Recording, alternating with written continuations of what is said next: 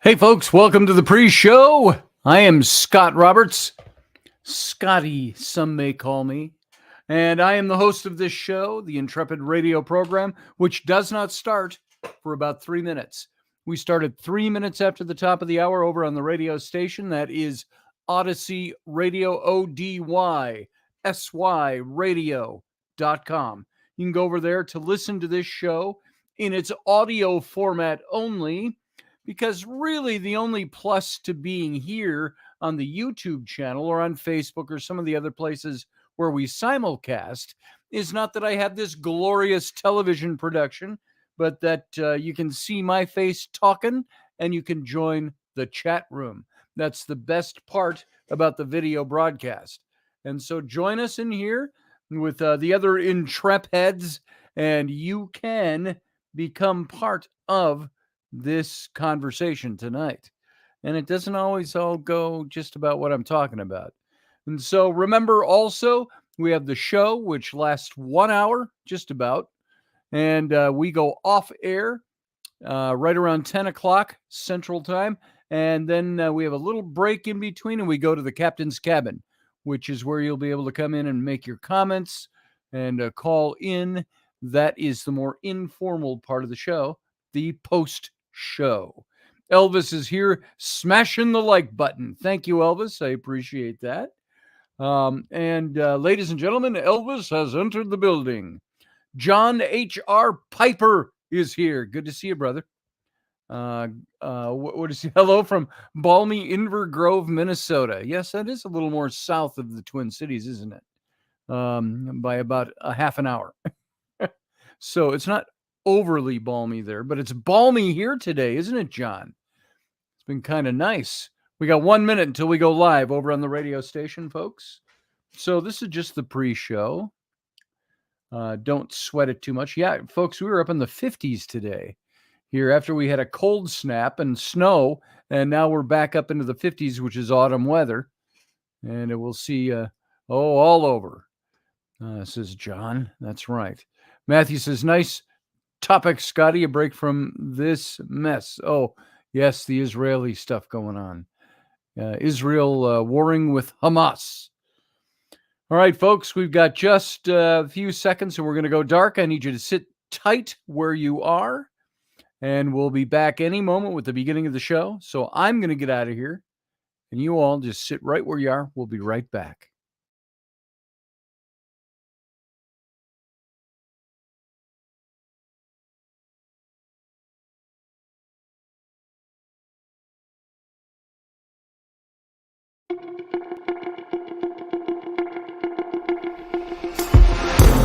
Intrepid radio program with Scotty Roberts. Intelligent talk.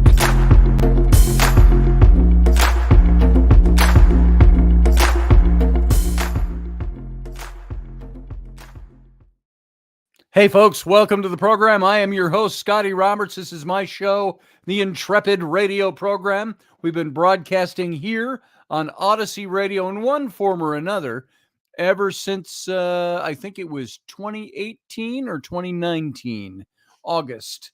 And we've been broadcasting Intrepid Radio for roughly 20 years. I think 2000 was the year we began. And we've been in this format on this show, this station, for about 4 years now. So welcome to the program. Glad you could make it here tonight on a Friday night. Hope you're all doing well. Hope you all had a good end to your week. And hopefully you don't have to work all weekend like some of us do. So welcome to everybody. I just want to say hey to a couple of people out there. Elvis is here. Elvis is in the building. Michelle Kenham-Free is here. John Piper is here. Matthew Sainsbury from Barbados, we call him Captain Barbados, is here as well. And others are coming in, just not everybody's shown their face in the chat room yet. If you want to listen to this show in its audio format only, just hike your little butt on over to Odyssey Radio. That's ODYSY radio.com. You can hear this show in its audio format only. And if you want to join us in the chat room tonight live, you can come over right now over to my YouTube channel. That's youtube.com/Scotty Roberts. And there you will find the other Intrepids already busily engaged in chatting with each other. Before we go too much further, I want to mention, I get into some conversations every now and then with people, and not always ones I like, but every now and then a political conversation comes up. And I had a little exchange, a bunch of interchanges with a friend of mine of over 30 years, about 30 years ago, 93 we met. And he's a fellow artist, and he's somebody that he used to come to my house every Friday night back when the X-Files was on air, showing when it was live on air, not live television. You know what I mean? Live. It was on air, not in syndication. And so we'd come over Fridays, we get pizza, we would watch the X-Files, and then we moved out to the ranch, which was about 45 minutes away from the city. He would still come out every Friday night. We'd have pizza, we watched the X-Files. We did a lot of philosophizing, a lot of political talk over the years. We didn't always see eye to eye politically, but he was also somebody that when he spent time in my studio, we were both working for another company, and we took time to do illustrations for a book. We were both doing illustrations for kids' books. And we sat in my studio over in uptown Minneapolis for a couple of weeks, and we'd listen to Rush Limbaugh. And this is Rush Limbaugh back in the early 90s. And he would hate it. Oh, I can't believe you listen to this guy. But then as the couple of weeks were drawing to a close, well, all throughout the couple of weeks, he'd always say, damn it. I said, what? He goes, he's right. And I said, of course he is. And so these are the kinds of, we've had conversations like this over the years. And right now, I would say he is more of he comes across as a dyed-in-the-wool progressive, liberal, leftist progressive. Now, maybe he is smarter than your average liberal progressive Democrat, and maybe he's got other views that kind of span the middle of the gap and so on. But almost everything I see him post lately, it's like a lot of the people who are on that far left, rather than speak about ideas and moving things forward and progressing, as their title says they are, they spend an awful lot of time digging on Trump followers. My own friend has referred to me as a Trump cultist. And I laughed with him the first time he said that, but he said it a few times. He says, you're just part of a cult. And I said, I think you know me better than that. He is also an atheist. Raised Catholic, he's an atheist. And we've had our debates on that. He's my buddy. I used to call him, his name is Jim. I used to call him Reverend Jim of the Church of Skeptic. And that would just drive him nuts. No, I'm not. I said, skepticism is just a surrogate for religion. I said, it's where you put all your beliefs. Well, I don't believe in anything. I said, yeah, you do. You believe in nothing. And so anyway, that conversation, this is just setting some of the background for who he is. And every now and then he puts up a post and I say, I should ignore it. But he's either doing this to tweak me or other people that he refers to as being part of the cult of Trump, or he's doing it without realizing that. And sometimes I'm drawn into a response to him. So I responded. He put up the pictures of the 4 people that were indicted along with Trump, of the 19 others that were indicted, who cut deals with the prosecution and did a plea bargain, and they're going to sing on Trump, is what they expect of them now. And I put a real simple post, and I said, wow, I wonder what they had on these people. Because these were people that believed in what they were doing, believed in who they were supporting, yet they folded. They rolled over. And I said, what would make somebody roll over like that? And I said, I wonder what they had on them. And of course, as you find, if you get into political debates with anybody online, in social media, At least I do it with people I know. You will find that there's a lot of people you don't know. If you pose a question to somebody, a whole group will come and have at you because, oh, well, we've got to put you in your place. You're obviously a cultist and all of this and all of that. And so, I deal with that. I have dealt with that kind of thing more times over the last 20 years than I care to remember. But I don't usually ever get rattled. That stuff. Remember my philosophy, folks? I am unoffendable. You cannot be offended by anybody unless you appropriate their intended offense. I just don't appropriate the offense. So it doesn't matter to me. And I talk my piece. Sometimes I will say, you know what? You're right. I didn't look into that. It doesn't happen often because I'm right too much of the time. And it's a little humor there, folks. And so today there was a little exchange, and some of my friends' people all came in and they wanted to have their say at me. And it's not just, hey, Scotty, I'm a friend of Jim's, I'm a relative of Jim's. Let's have a teachable moment. Do you have a teachable spirit? Can I tell you something? Can I share something with you? It's never that tone. The tone is always something like, you poor sorry man. You obviously are a cult. You're brainwashed. You're this. You know what? The teachable moment goes out the window for me as soon as you start calling me names. Then I'm not there for teachable moment. Looking for reactions, says Michelle. Yeah, and stuff like instigator, gaslighter, looking for reactions, gang mentality. Exactly. So I wrote to my buddy and I wanted to read this to you because it included a great quote that I found at the end. Uh, my buddy, we were talking back and forth, and his people, he didn't say much to me.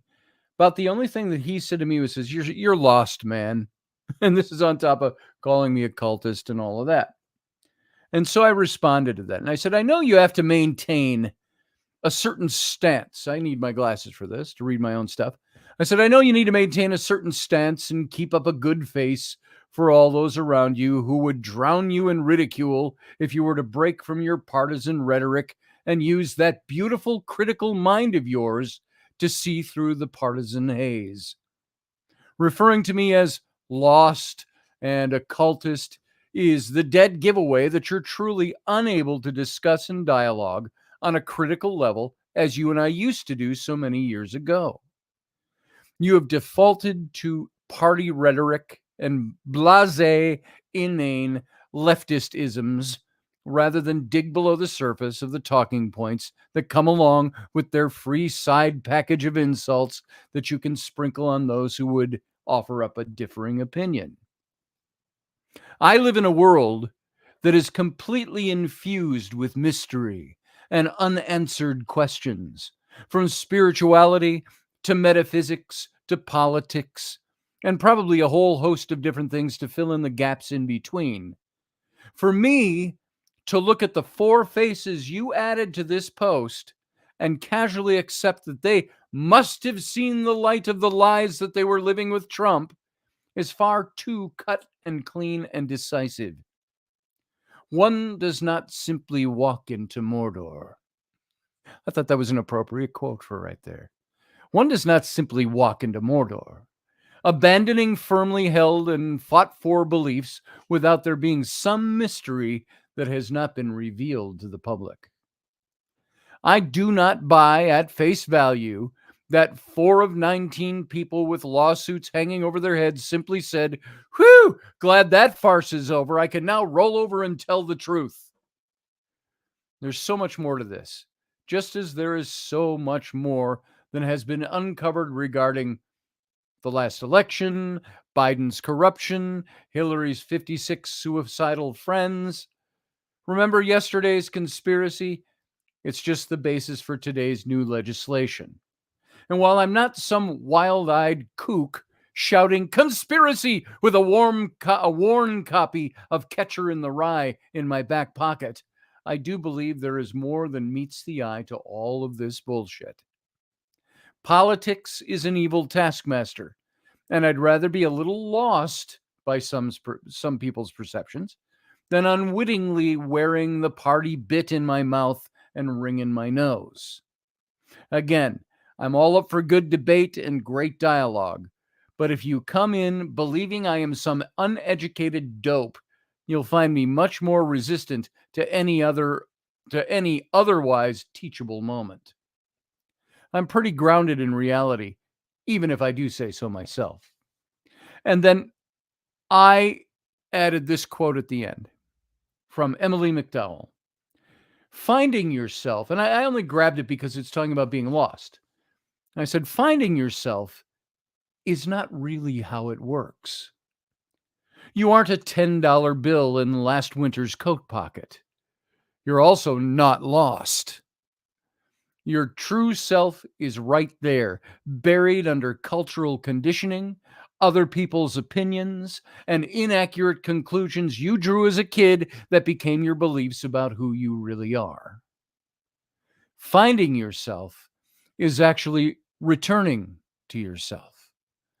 An unlearning, an excavation, a remembering who you were before the world got its hands on you. I'm not lost. I think my friend is a little bit. All you have to do is find yourself. Because you're not really lost. You're just buried in old stuff. John Piper says, ouch, what words? Ooh, I hope I didn't come across too caustic to my buddy. I wasn't trying to be caustic with him. I wanted to be straightforward with him. And especially after we've had a few years of this, well, ever really since Trump got into office in 2016, 2017, there's been this kind of thing growing and growing and growing. And you know me, like I said, it takes a lot to offend me. And I don't get offended easily because I don't appropriate it.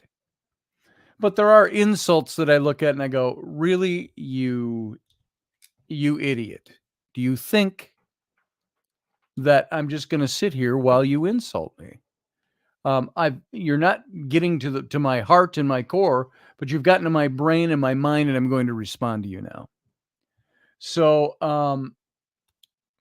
no, not all of us need to learn to live in the space of a question. Very good, John. I agree. Return game is weak when you have to resort to ad hominem replies, says Michelle Cannon-Free. Absolutely, 100%. And I said that throughout to his friends. I said, look, I'm here for good dialogue, good conversation. And I said, I'm getting an awful lot of ad hominem. I said, if I say you're attacking me, you'll all go, oh, now he's claiming we're attacking him. So I don't say that. But I do house in there. I say, look, if you're going to, in your conversation, find ways to be diminutive or belittling or attacking or whatever you want to call it, I said, you've lost the high ground of a teachable moment. I said, if you think that there is something I should learn, you're not going to get it by doing that. So maybe that's something for us all to think of as we continue on. Michelle says, in my opinion, many are becoming unglued and unhinged. I agree with you. 100%. Matthew Sainsbury says, yeah, America has gotten divided these days. But now with this, the Israeli war mess, it's now becoming worldwide. Yeah. And I put up a little thing today. You may have seen it. I think I only put it, I don't know if I put it on my Facebook, but I did put it on my Instagram. I've got these little things I do for the record. It's got an American flag down the one side, and it's called For the Record. And I put little tidbits of things up. And I said, as a response to the rampant anti-Semitism rising in this country, the Biden administration just unveiled its creation of a new U.S. strategy focusing on the problem of Islamophobia. Now, a good friend of this show said to me today, he responded to that, and he said, well, they've been planning this for a few years, several months, that is. And I said, yeah, but their timing is lousy, isn't it?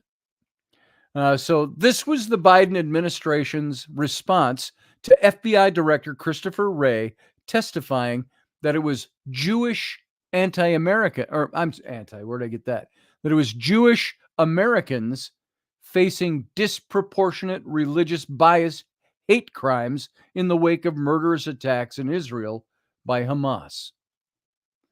And so what does the Biden administration do in such a timely way? They say, we're going to shore up our U.S. strategy that focuses on Islamophobia. Well, there you go. Think for yourself, folks. I always end these, think for yourself. Come on. I'm not the only one who uses the come on. So if you hear that out there from other guys, specifically if you like them, Joe Pags has got a great talk show. I don't get to hear him much because he's at the end of the business days, like 5 p.m. here. And we're off doing other things. I catch him every now and then. But he does his things on Instagram. It's little 1 to 2 minute blurbs.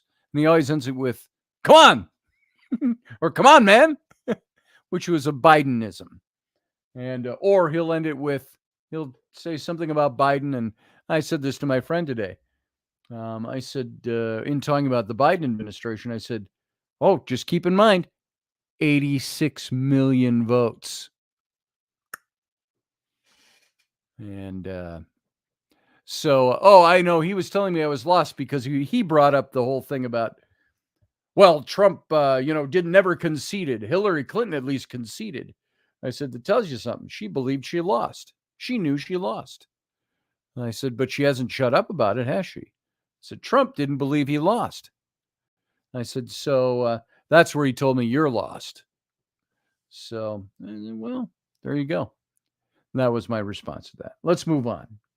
Oh, wait. Steph says over in the chat room, can you imagine if someone did to African Americans what they're now doing to the Jews, even in this country? The protests against them? I'm telling you what. Spot on, Steph. Michelle says the cognitive dissonance runs so deep there can never be any teachable moments. That, my dear, is the truth. Hey, Claudette, good to have you. Welcome to the chat room. And everybody else that has slipped in, let's talk about the topic at hand. This is a big topic. We've talked about this. We've hinted at it before. We've kind of talked about it before, but not formally. What would you do, especially with all of this stuff going on right now about UFO disclosure, alien visitation disclosure, and all of this?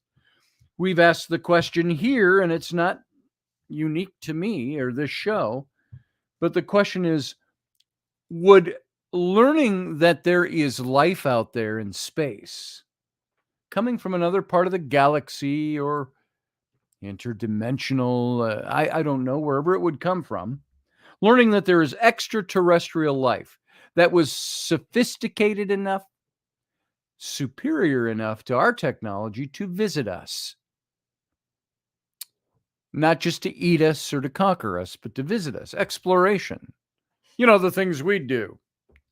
And because we certainly wouldn't go out there to try to exploit anybody, would we? But what would happen, do you think, to the world at large, philosophically, religiously, spiritually, scientifically, politically, governmentally, if we found out that there's other life that has the technology to visit us, which means they're probably superior to us, at least in technology. I have heard, and we've talked about this on the show too, Rocky and I, and Audrey, if you're out there listening, we've talked about this all before in the past. There is some talk out there with those that seem to be in the know, and we've mentioned it on this show, even very recently, that there exists some kind of galactic federation. When you think about the Federation from Star Trek, that's all from a science fiction human perspective.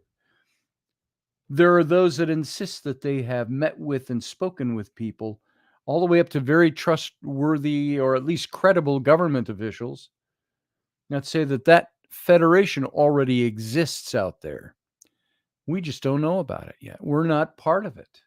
Our world has not been invited in, or if we've been invited in, it's because the world wouldn't accept it right now. Summed up Godwin's law right there. And there it is. You're right. There is something that we've talked about on the show before, and I'll read this to you, and that's the Fermi Paradox. The definition of it. Have you heard of the Fermi or Fermi Paradox? Fermi. The Fermi Paradox is the discrepancy between the lack of conclusive evidence of advanced extraterrestrial life and the apparently high likelihood that it exists.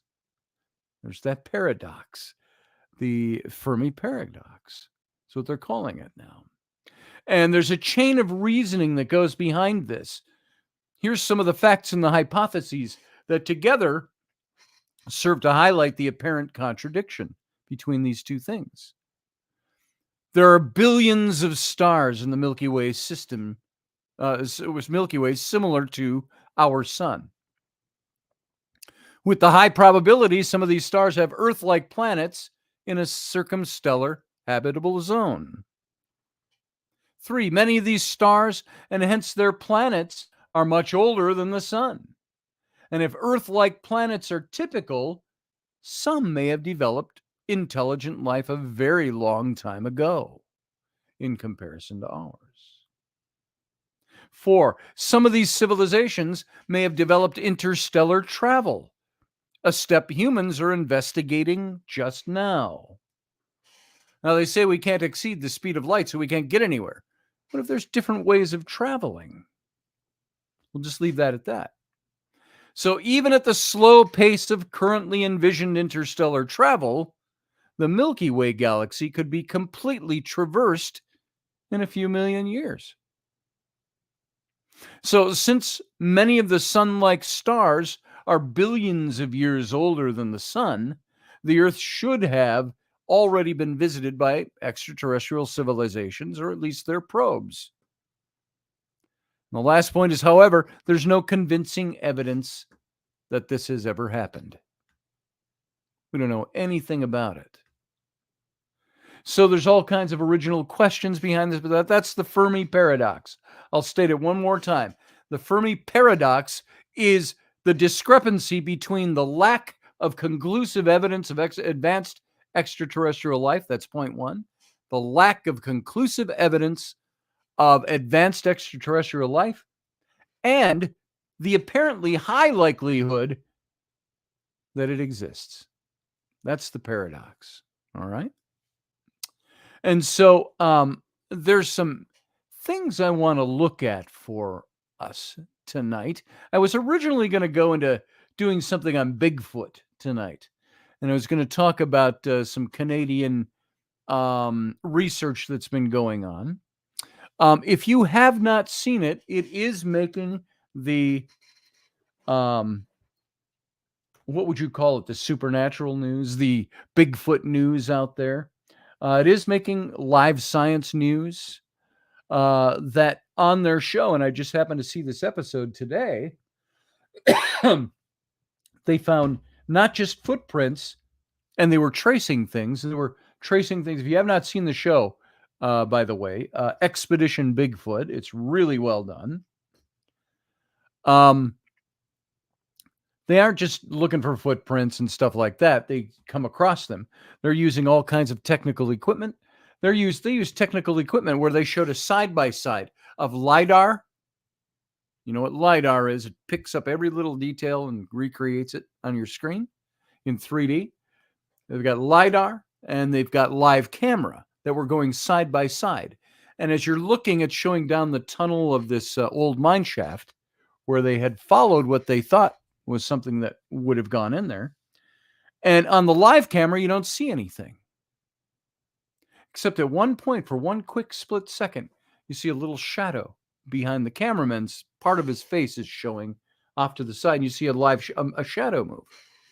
And he says, now you see that, but there's nothing there. There's boulders there. There's the wall of the, but over on the LiDAR side is mapped out a big figure with the back of his shoulders and a head on top. And he said, this is outstanding. So there's things like that. And they've run across not only footprints, but for one of the first times ever, an incredibly detailed handprint in the wet mud or clay. Something had going up a little slope and had used its hand as it was climbing up. And so they found footprints. They found a perfect handprint that was in a shape like this as it was clawing itself up the side of this. And it's, I have the high ground, Anakin. It's over, says Jason Patrick, adding brilliant content to the show tonight. Thank you, Jason. Anyway, so that is some of the amazing stuff they've picked up. And now they're not just doing castings of footprints and handprints. Now they use LiDAR, a little LiDAR casting system where they take a three-dimensional picture of it, and it pulls out more detail than you could ever imagine. Think down to fingerprints, footprints, things like that. So it's pretty neat. I was going to talk about that stuff tonight, but now we're not. We're going to push that aside. We'll do that next week. Because I want to talk about this. Suppose you woke up tomorrow morning to learn that extraterrestrial life had been discovered. Not just discovered, but encountered and presented to us. What difference would it make if we found that out? What difference would it make to you? Set aside the extreme scenarios of popular science fiction. The truth will probably be a lot more mundane. Not massive spaceships that are flying in, suddenly filling the sky, but instead microorganisms found deep inside an ice-covered moon. Something we've discovered. Or like we're finding on Mars, it seems to look like. Non-random radio signals from distant stars are the ruins of long-dead alien civilizations. You have people totally scouring Mars photographs that NASA has doctored since they were originally found. What does that make you think when you learn just that? But you can see things that look like remnants of civilization. What difference might those discoveries make? Would they strengthen or weaken your faith in God or science or humanity? I know Pope John Paul, back at least 30 years ago, said something about he would be just fine with finding out there was alien life, and it wouldn't shake his faith at all, that he thinks there's room in God's universe for all kinds of things. So they force us to reevaluate the importance of our own lives, our own values, our own projects. In academic philosophy today, an interest in extraterrestrial life is regarded with a lot of suspicion. Oh, that's the nutcase who believes in extraterrestrial life. Now, this is an historical anomaly. In ancient Greece, Epicureans argued that every possible form of life has to occur infinitely many times in an infinite universe. In the 17th, 18th, and 19th centuries, as modern astronomy demonstrated, our Earth is just another planet, and our sun is just another star. The default hypothesis among informed observers was that the universe is filled with habitable planets, intelligent life. Remember, they used to think that the Earth and our sun were the center of the universe. Well, we found out we're nowhere near the center of the universe. We're not even the center of our own galaxy. So one principal argument for this pluralism that you can state, well, the hypothesis among informed observers was that the universe is filled with habitable planets and intelligent life. But one principal argument for the pluralism was philosophical or theological. God, or nature, does nothing in vain. And therefore, such a vast cosmos could not be home to only one small race of rational beings. What did Carl Sagan say in his fictional book Contact? Many of you may have seen the movie with Jodie Foster and Matthew McConaughey from 20 years ago at least, or more. But she and her dad were looking at the stars when she was a little girl. And she goes, there's a lot out there. The universe seems very big. And her dad said, it's an awful lot of universe. Seems like an awful lot of wasted space if there's nobody else out there. So we know that life has emerged once. And why should it be so monumentous to learn that it's emerged twice?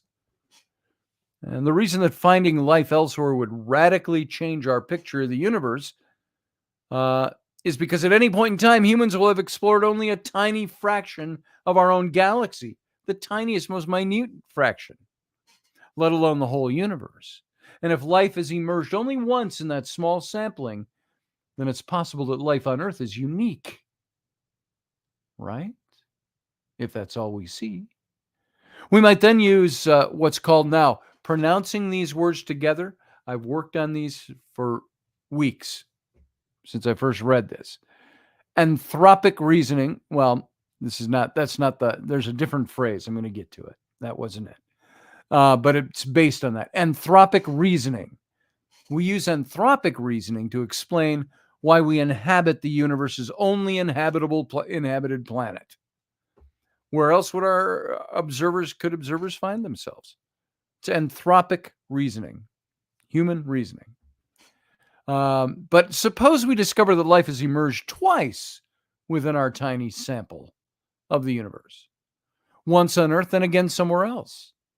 It would follow that life must have emerged a vast number of times across just this galaxy, of which they're finding there are tens of thousands to millions of galaxies just within telescope sight of this little planet.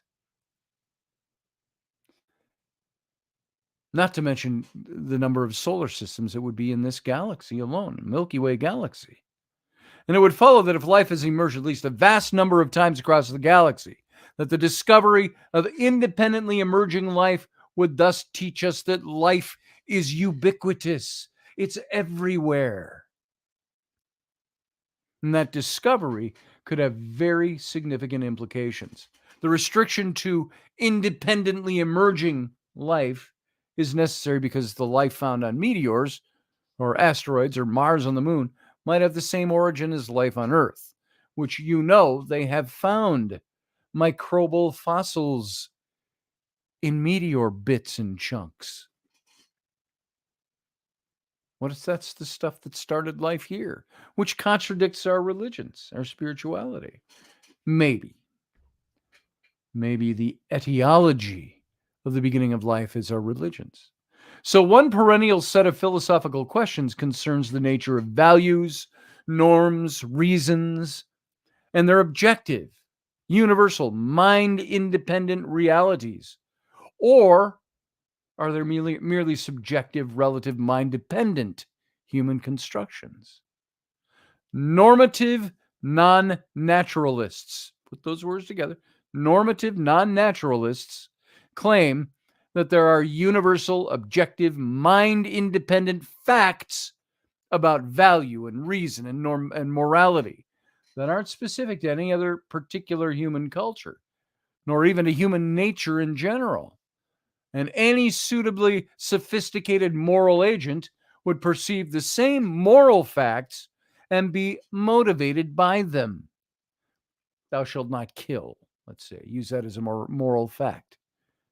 You don't have to be within a certain philosophical or religious mindset to believe that there's a morality behind that could be pan-cultural. So this strong objectivism is a minority position in contemporary ethics, believe it or not, but one that's gaining respectability. And that's thanks in part to guys like, there's a guy named Thomas Nagel, another one, T.M. Scanlon, the late Derek Parfit, These are philosophers that have helped advance this thinking. And normative non-naturalism combines several distant claims. Moral statements assert facts, and those facts are not reducible to natural facts discovered by science. And some moral statements are true. So when I say that murder is wrong, thou shalt not kill, I claim that murder has the non-natural property of wrongness.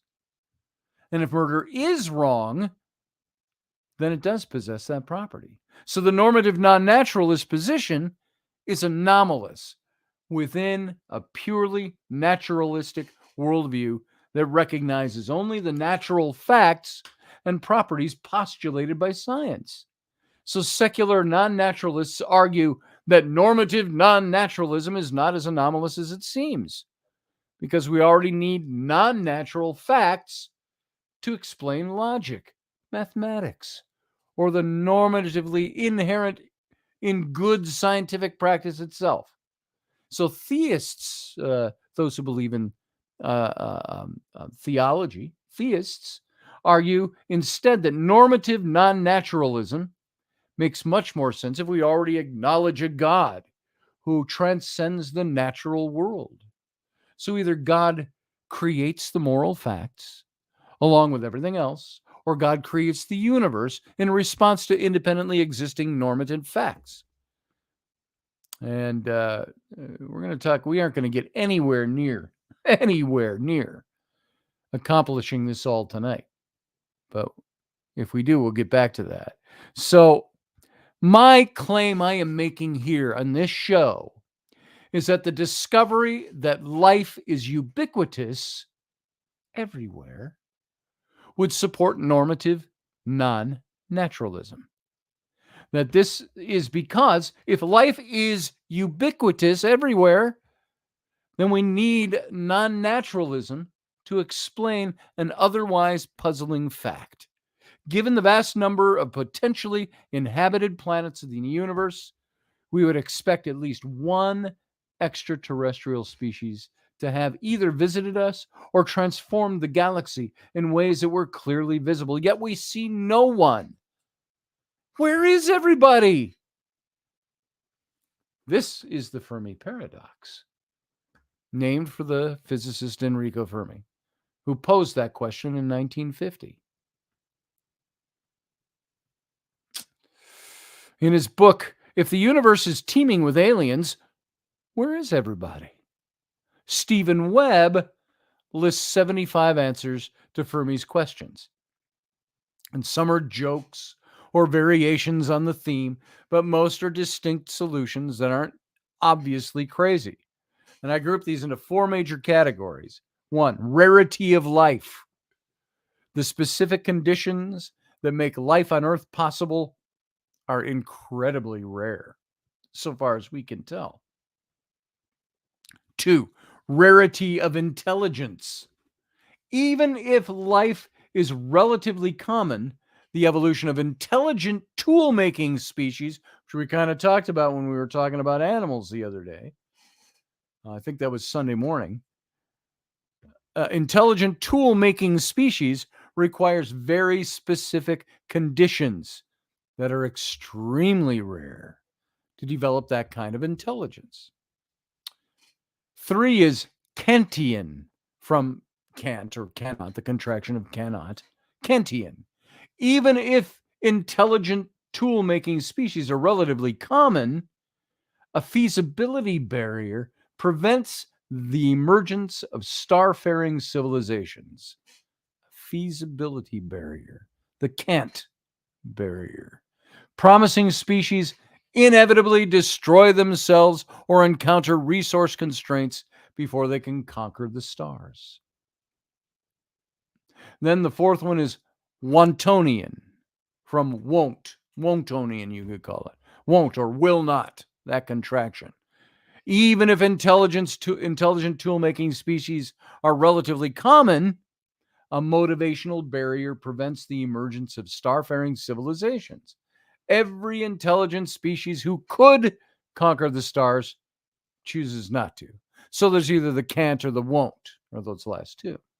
So, drawing on all kinds of anecdotal evidence, Webb suggests that physicists, impressed by the vastness of the universe, typically assume that life is ubiquitous and therefore favor Kantian or Wondtian solutions. Meanwhile, biological scientists, impressed by the complexity of life, typically prefer solutions based on the rarity of life or of intelligent life, intelligent tool-making life.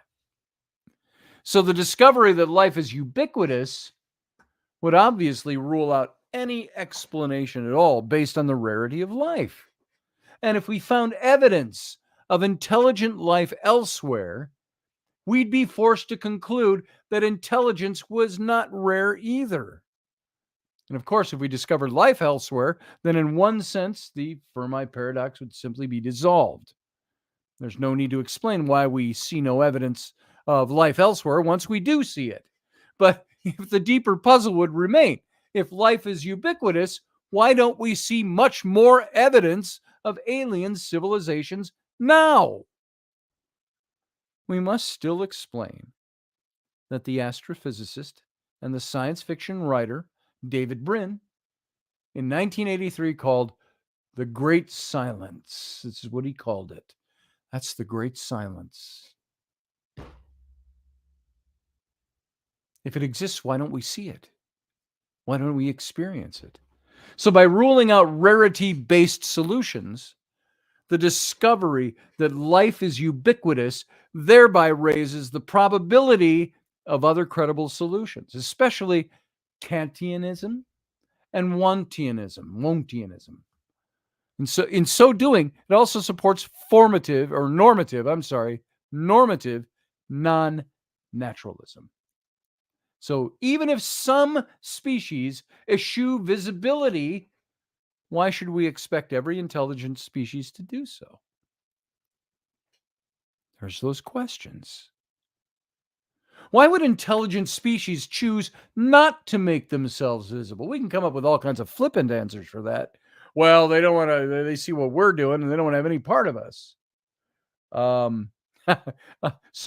Like we're getting their TV reruns? Asks JP. Yeah, something like that, maybe.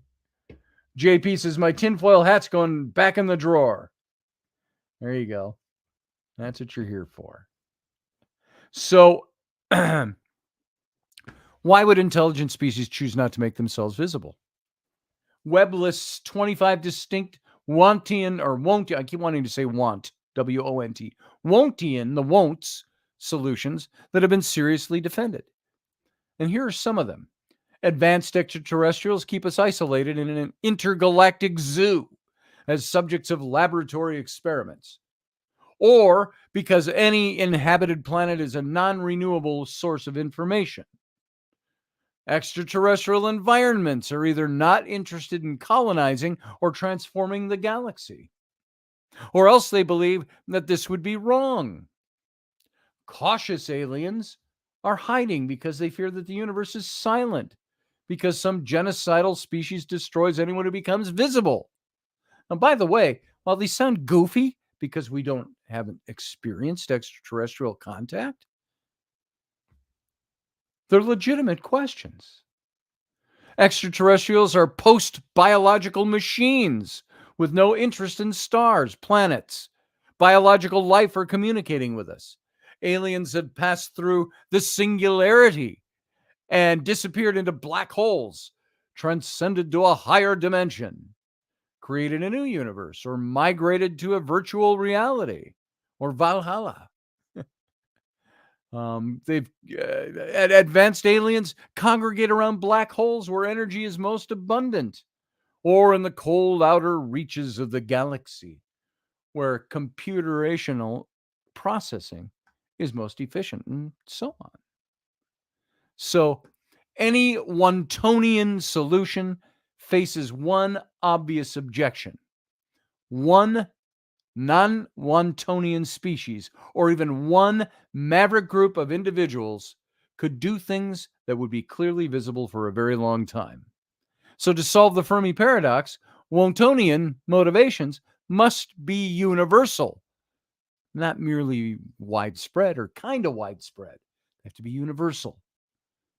But surely that degree of uniformity is simply downright implausible. So even if some species or individuals eschew visibility, why should we expect every intelligent species to do the same thing? Because it's not like they all know each other, or I don't know, maybe they do. There's a galactic federation. I don't know, maybe they're all like us. They all think they're the only ones there. Why would they eschew visibility?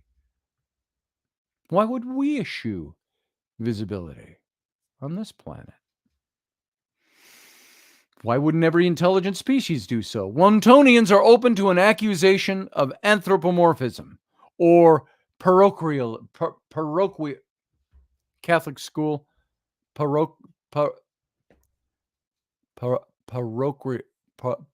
I can't even say it. Parochialism, parochial schools, parochialism.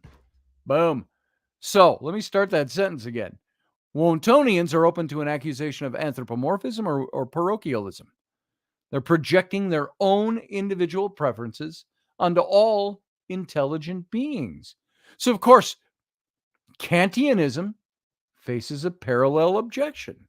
Even if most intelligent tool-using species face a feasibility constraint, why should we believe they do? They all do. Kantians have to defend a universal feasibility barrier. And that natural universality seems as suspect as the Wontonians' motivational one. So isn't it more likely that sooner or later, one lucky species will have sufficient time and resources to escape the feasibility constraint? If Wontonians can dissolve their parochialism and their objection, their parochial objection, let's put it that way, that will give them a significant advantage over Kantians. And guess what, folks? We're about 40 minutes into 3 hours worth of information here, and we've got 6 minutes left with the radio audience. So we might pick some of this up, but we'll have conversation coming from all of you. Parochial. Adriana, thank you. Parochial school. I heard it my whole life. Parochial school. It's where the word is, parochial. All right. So Wontonians need universal motivations that are not specific to species or individuals. And this is where normative non-naturalism comes in. Armed with non-naturalism, Wontonians can argue as follows. Objective values are built into the fabric of the universe. The discovery of those values is essential if one is to understand the universe sufficiently well enough to manipulate it successfully on a large and lasting scale. And that discovery transforms any rational being's motivations. Aliens smart enough to conquer the stars will inevitably abandon their previous plans and follow those universal values. So do you think for a moment, if here on Earth a Star Trek world existed, that we wouldn't almost abandon all else in quest for what's out there? Not meaning we still have to grow crops and feed our people and all of that, But there's the question. So I call this solution to the Fermi Paradox Kantian wantonism. Kantian wantonism. I keep thinking wanton, W-O-N-T-O-N, when I look at my own word. Wontianism. So Kantian wantonism. Because the idea that knowledge of universal values is intrinsically motivating for all rational beings, and it's associated with the 19th century Prussian philosopher Immanuel Kant. Kant, K-A-N-T. One can be a Kantian in this sense without endorsing any other details of Kant's philosophy. So, in particular, Kant himself was not a normative non-naturalist. Although it's very controversial, this strange view might be our best solution to the Fermi paradox. especially if we discover life somewhere else that's as advanced as ours, if not more advanced. Yeah, it would be amazing, Claudette. Wantians need normative facts that reliably motivate all suitably intelligent beings. So whatever their biological species, this rules out normative naturalism, where normative facts are reducible to natural facts. And human ethics is derived from our specific evolved human nature. Alien species might have very different natures, and therefore their moral facts would be quite different from ours. Wontonians can't limit their ontology to natural facts. They need non-natural normative facts that transcend biological differences. So in the contemporary intellectual landscape, this is controversial, but not absurd. Different biology, similar morals. While naturalism is the dominant worldview in analytic philosophy, non-naturalism is becoming increasingly philosophically respectable. We have less than 2 minutes left on the radio. How far do I go? Oh my God, how far can he go? How close can he get to the cutoff point? So there's a strange vision of aliens with radically different evolutionary histories converging on values that humans reject. That's the next point in this. And you know what? This is such a neat topic. I think we're going to spill over into Monday. Unless something wildly absurd happens over the weekend, we're going to pick this up on Monday with the radio show. And for all of those of you listening over on the radio station and listen just audibly to this show, we've got 45 seconds and we're out of here. But we'll pick this up on Monday. So we'll talk about it in the captain's cabin a bit tonight. Talk about everything we've talked about so far. So if you're not over there now, come and join us on my YouTube channel, youtube.com/Scotty Roberts, and click on this show, and we'll talk about this more over there. As for all of you over on the radio, I want to thank you for being here, invite you to be back here on Monday, and we'll talk about this some more. And we'll also be here on Sunday morning for It's Sunday. All of you live long and prosper. Join us every weeknight at 9 p.m. Central Standard Time, 10 p.m. Eastern. The Intrepid radio program, a Scotty Roberts Productions broadcast.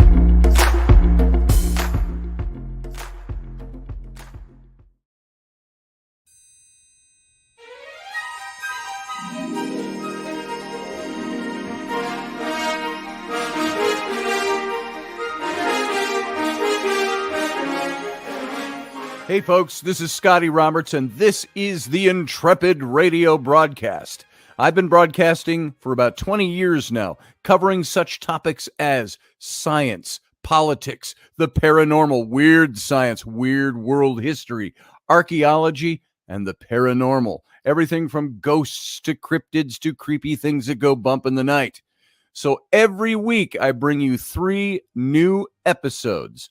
Come and join my channel and also be a patron to this site. So see the details below, and we'll see you here.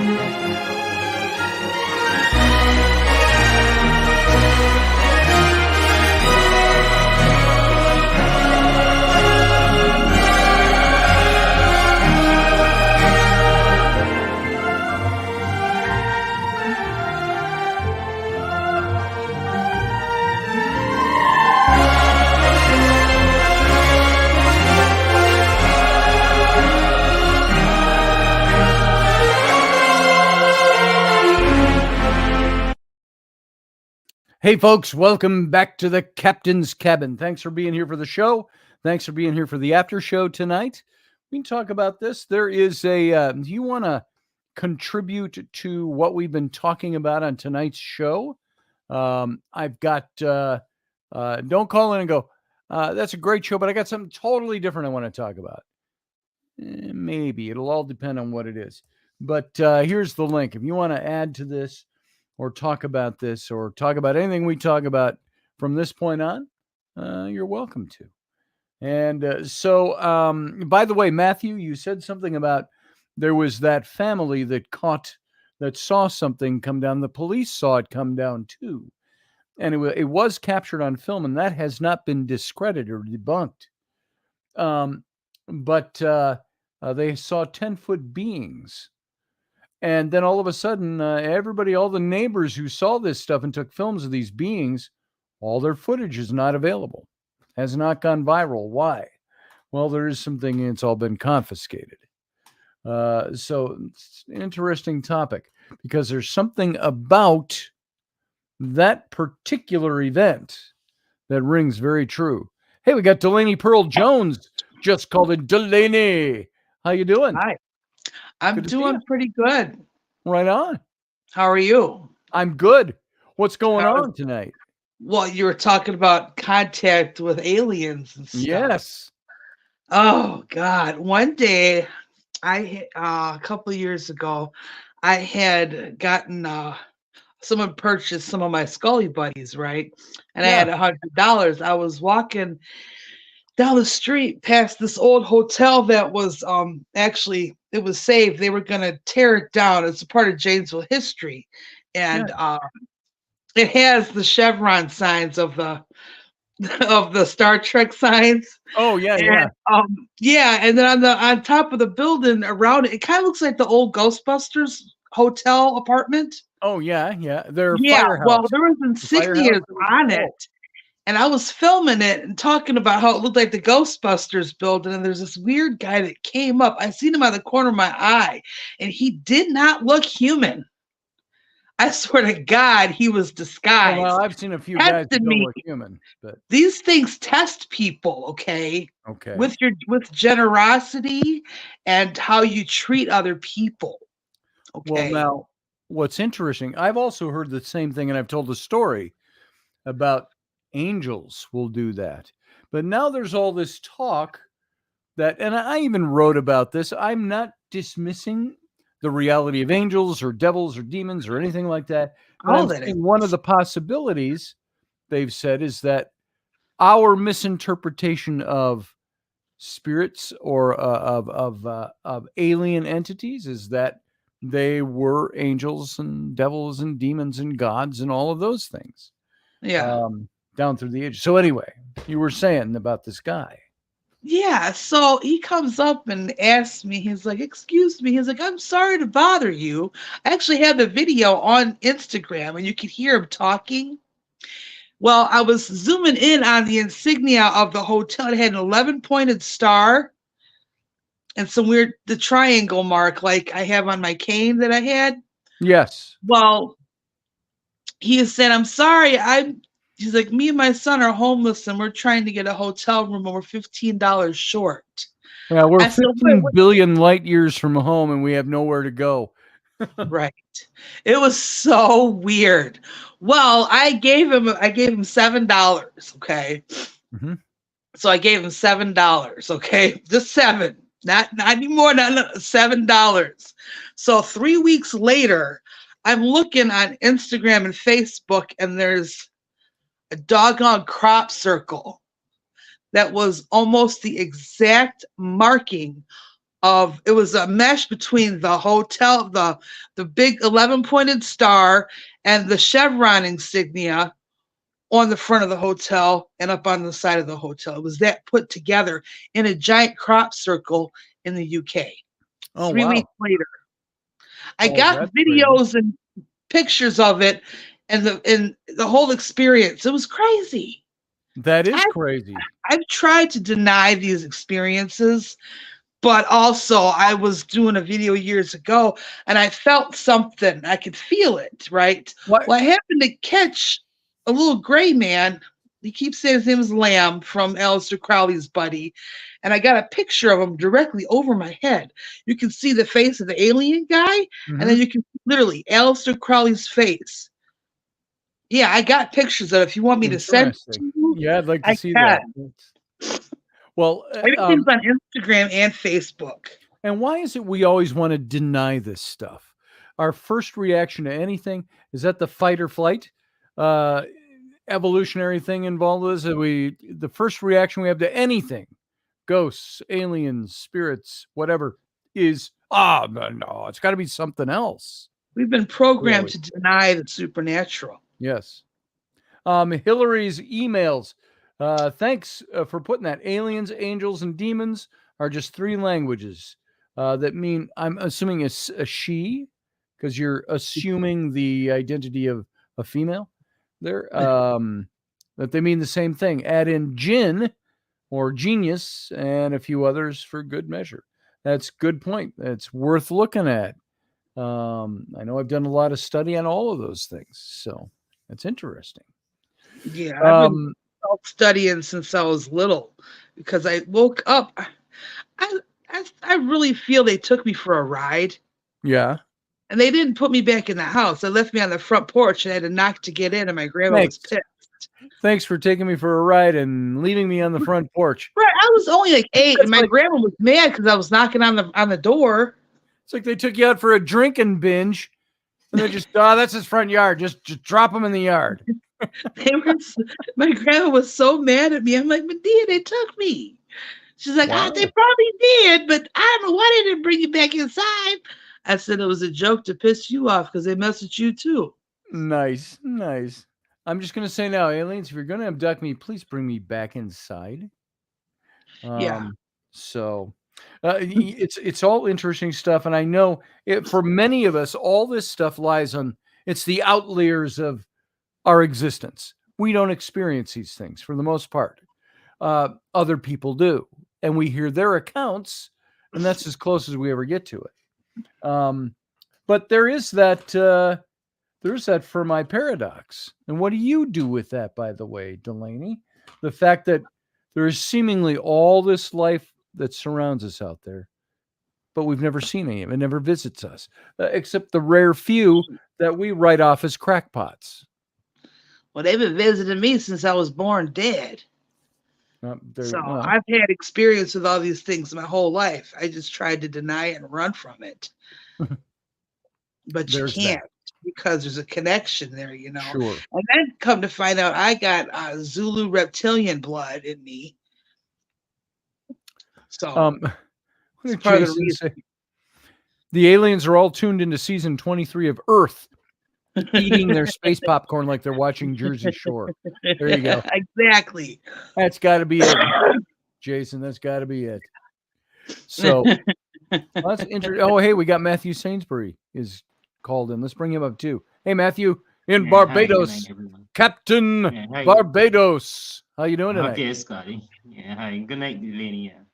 I'm very glad that you commented on my remark about those 10-foot tall entities that they were talking about in Nevada area in Las Vegas, you know, because I heard about it on the news, and then I checked it on YouTube, and they catch something that wasn't human, that had a high stature.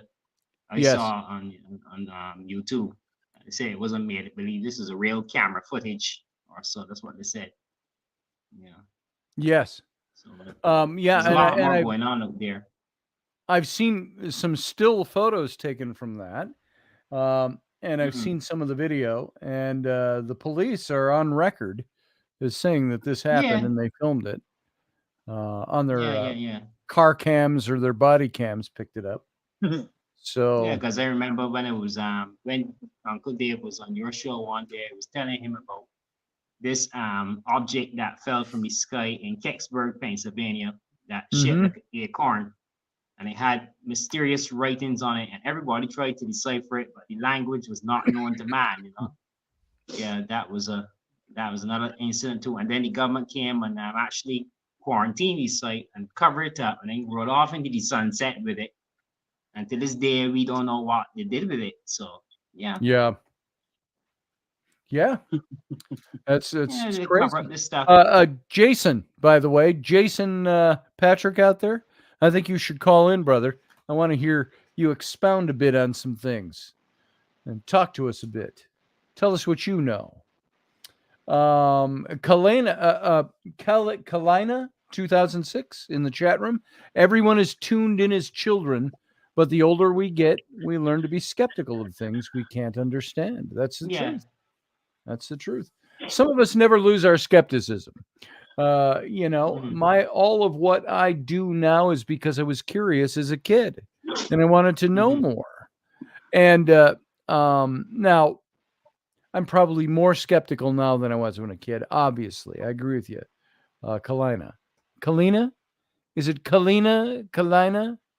You say Kalina, I say Kalina. But I agree with you. Jason, all of this is moot, Scotty, as it is not written in the original Klingon. Kapla! That's right. That's right. Do you all remember that? And any of you ever watched the show when it was on Frasier with, oh God, what the hell is his name? Kelsey Grammer. Kelsey Grammer. Did you ever watch Frasier?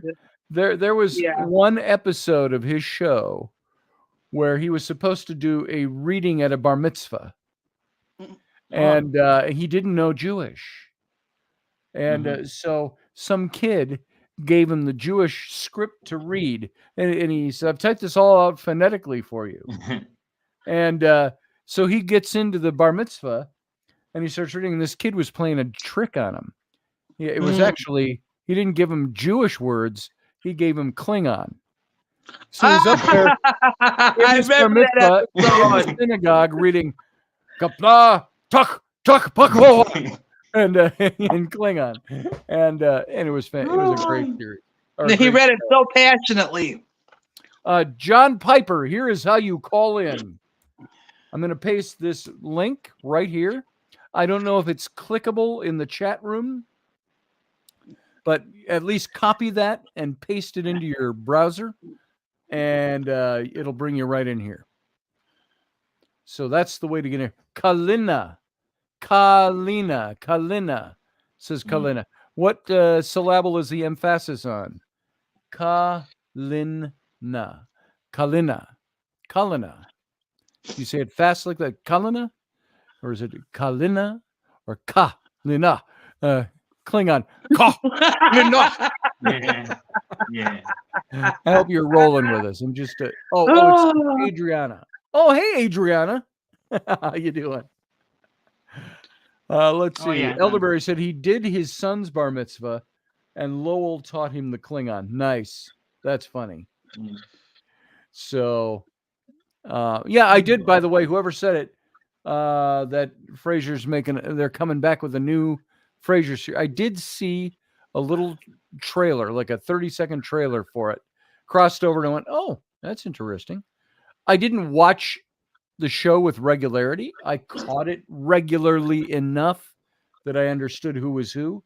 I liked his brother. Who was his brother? Was his brother Nigel? Niall. I like that actor because he talks like this. He was in, if you remember, Hellboy. Yeah. He played Abe Simeon. And I don't know if he was in the costume or if he just voiced him. So Niles, there it is. That's Roger Rabbit says, cool. Yeah, I liked him. He was also voiced a character in the animated Treasure Planet. Because you can't miss his voice. Watch that. Yes, he was the doctor, whatever his name was, who, Hawkins gave him the map and he had that thing going. So you can't miss his voice. So, so there you go, John and Jason, I've sent you the link and you can call in anytime you want. So, let me ask you two. Oh, go ahead, Matthew. Yeah. There's an interesting comment that Ron Reagan said that United Nations and maybe a lot of people should think about it. He did say, though, that if this planet was invaded by a hostile force, we would put aside all our differences and realize that we're one family on this planet. That's something very remarkable he said, though.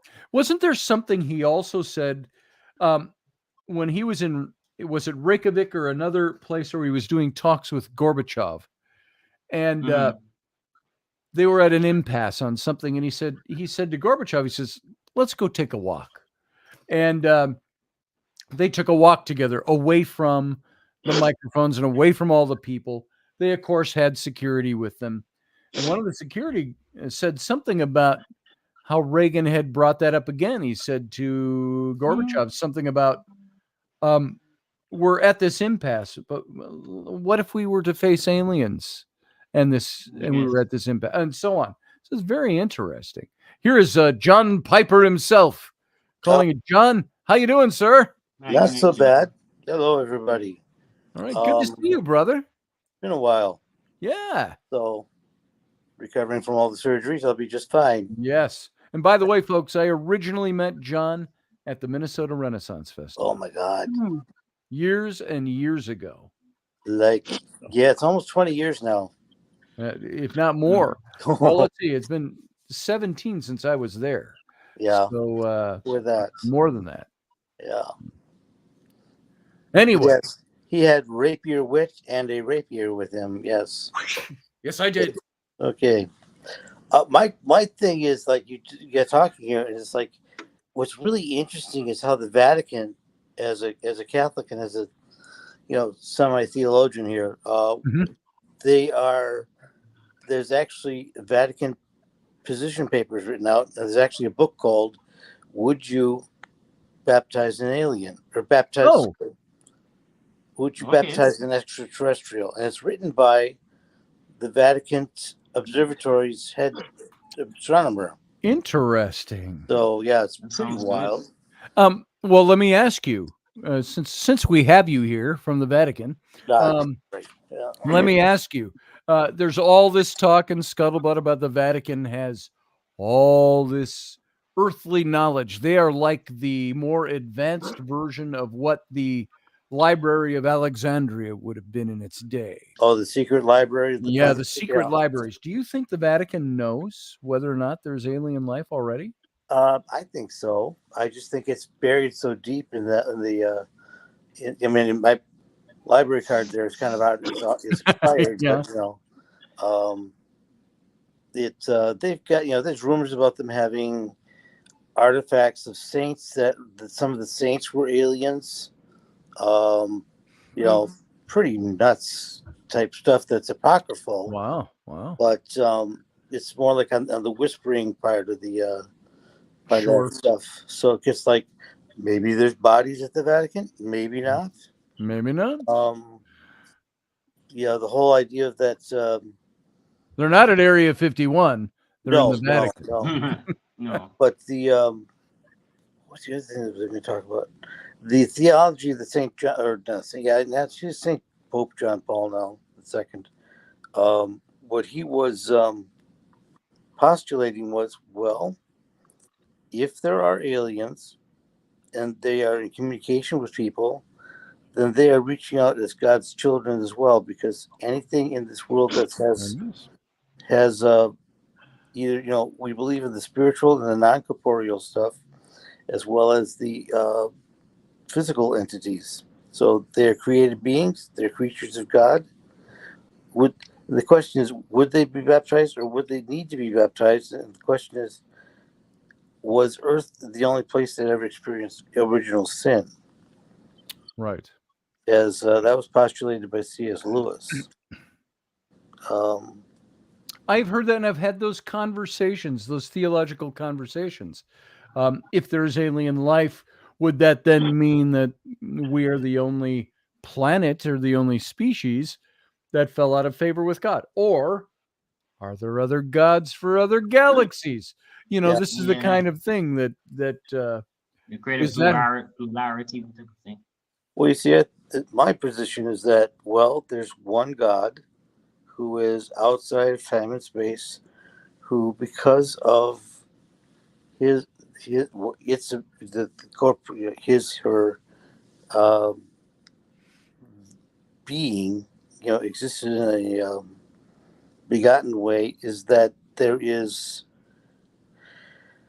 the love is what it is. For God so loved the world, in God's consciousness, Okay, and you're that right is about that. where it's at. It's all about the love business.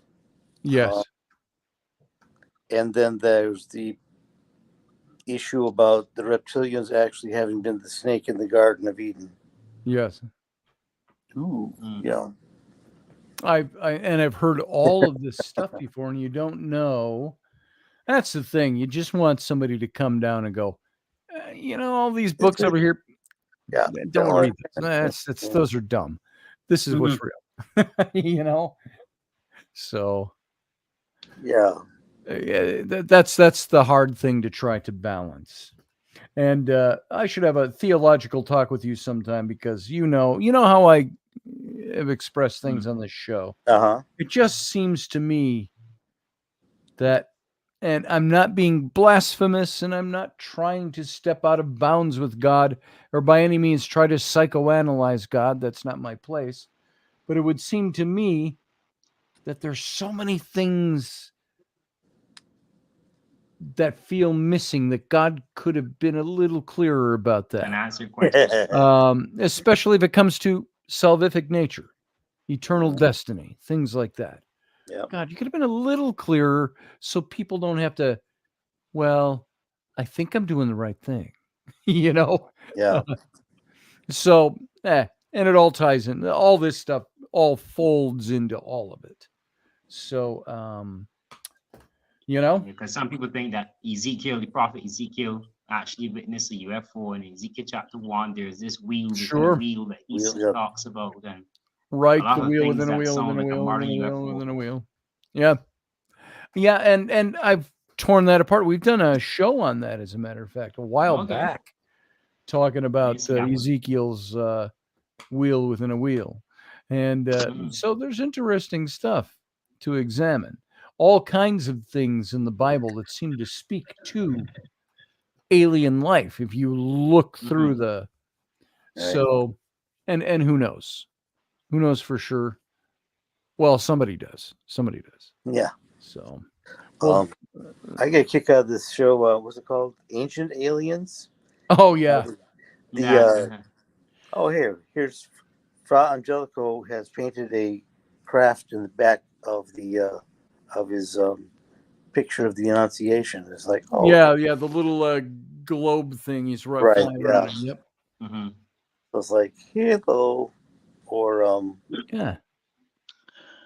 Well, the whole thing, like, Christ was possibly an alien too. So, like, at that point, I'm like, well, that's wrong, because that denies the that's right. He's Christ was to be the one of us, right? And if he's an alien, he's not one of us, right? So, and the Bible went to great pains through the Old Testament to delineate who was one of us and who wasn't, what bloodlines were, what bloodlines weren't. So there it is. So in ancient times, they called flying objects fairy chariots. Today, we would call them something different in our contemporary language. Right. UAPs. Yeah. What do you think, Delaney? Would it cause you, and I'll ask this of everybody, would it cause you any radical change in what you believe about God and the universe? Should we be contacted by extraterrestrial life that was at least technologically superior to us? Well, we already have been infiltrated. No one is looking at the real fact. 1940, was it Roswell crash? 47, yeah. 47. In all actuality, those beings that actually crashed was an infiltration of the world governments. If you can't see how much things have changed and what's really going on, Reagan was doing a point over there. Look over there, but actually all the bullshit's going on right here. Yep. Get it? Yep, I do. All right. So, the Bush plan. Well, it's like the story I've told on this show about my friend who dated this guy that said he was part of an organization outside of Albuquerque, New Mexico, that had a facility that went 30 some stories deep into the ground, and that there were over 150 alien species already here, represented in that facility alone. Oh, bro. And it's a cockamamie story, it sounds like. It sounds Until- stranger than fiction, but it's actually realer than reality. That's it. And there were guys that, and I've mentioned it before, Stanton Friedman, who I had talked to, interviewed him, said this guy knows stuff Mhm. that I don't know how else he'd know unless he knew. And, kind of thing, and other people and just other factors all around it. So it's interesting. Stanton Friedman, was he the one that dug into everything pretty much? Stanton Friedman, he wrote all the first big books on Roswell, Okay. and that's where he got his notoriety in the UFO, the alien UFO field. And he passed away not long ago, but you can look him up, Stanton Friedman. Yeah. There's another guy too called Robert Odin too. He's a very good ufologist. He's good at showing parts which are out of place objects in paintings and stuff. And Cool. he even shows you a Maya or I think an Aztec, one of these Native American or Indian, South American clay figurines that was made by an Indian. And if you look at it closely, that guy that's carved out of the stone is actually dressed in a space suit. You can see the boots and everything like that. Yeah, Sure. from South America. Claudette mentions in the chat room at Göbekli Tepe, they've found recently pillars with what they consider to be alien-like writing on them. Now, would it be alien writing, or would it just be something that we can't decipher because it's 12,500 years old? Yeah. I don't know. And Göbekli Tepe's in Turkey, by the way, Claudette. Yeah. That's probably what you meant. You've got Egypt there. It's Turkey. And there's also Karahan Tepe, which is not far from there. Very similar. And these sites date back longer than I know. In very conservative biblical circles, we were taught, when I went to seminary, we were taught that the earth is 6,000 to 7,000 years old. Yeah, Oh my God. That's what that is theology. it's that the came biblical out of- dating system, they say. Yeah, Adam and Eve, Abraham, if you do all the dating, go back, you end up with 6,000 to 7,000 years old. Well, Yeah. they are finding that the flood probably was a natural part of the flood was the Ice Age, or brought on the Ice Age, or the Ice Age melted, or there was some connectivity there. That there were two global floodings, like 4,000 and 8,000 years ago. Göbekli Tepe, they're finding it dates back 12,000 plus years. Yes. So if you have a 12,000-year-old site and the Earth is only 6,000 to 8,000 years old, you got something's off somewhere. Well, their dating system is obviously wrong, and dating Göbekli Tepe, I've heard. Yeah, I said, right. I don't think so. There are those who have thought, people in their fields or scholarly fields, had thought that Göbekli Tepe was part of, because Göbekli Tepe had all been built, all these structures, but then meticulously buried by hand. Not catastrophically buried, it was meticulously buried. And they think, was this because of the flood, the pending flood? Did they know this was coming? Was it because of that they did this? And the other one, not Karahani, it's now in saying that, Elderberry, I forgot what the word was. The Kana, what's the other Tepe? There's Göbekli Tepe and Chatelhue is another ancient city. KH something, Kanara Tepe or something like that. No, I said it right the first time. Now I forgot. Thanks, Elderberry. He threw me off. I thought that's what you meant, Claudette. What did JP have to say? He said, if they have the ability to sneak us out of the house, you know damn well they have the capability of putting people back in the house. Yeah, there you go, Delaney. If they can sneak you out of a house, they can put you right damn back where they got you. Because they were playing around. There he is. A joke. You know, It was like a inviting me joke. into this chat room is dangerous, right? Yeah, yes, I do. I'm gonna derail the conversation. That's just what I do. Derail it. Ready? Oh, All Lord. right, buckled in. Okay, so what are you wanting me to expound upon? Well, I'm just curious Hmm. because you are as flippant and assholey as I am when it comes to making comments. That I don't know. Are you somebody that do you adhere to a theory that there are or are not aliens? What do you think? What's your wheelhouse tell you? My wheelhouse tells me that, well, it tells me a number of different things. Which one I should listen to on a given day is questionable. I've been there. One part of me says, and it's the Catholic in me, right? That that there is a certain thing about being that unique creation. But then when you start looking at the science side of things, and I would say the more educated you become in various topics, not just, focusing only in theology or focusing only in science or whatever, as your knowledge base expands, and if you're a thinking person, Yeah. Yes. for me, it's one of those things where it's like, all right, look, how big is our galaxy? How big is the universe? Big. Right. Let's look at these things with millions upon millions upon millions of stars. More stars than there are grains of sand on the beach. How can you tell me that there is not a statistical chance of there being life out there? Yeah. Now, why they haven't come here, we could go into your Kantian and Wontian, Yes, Wontian. Wontian, stuff,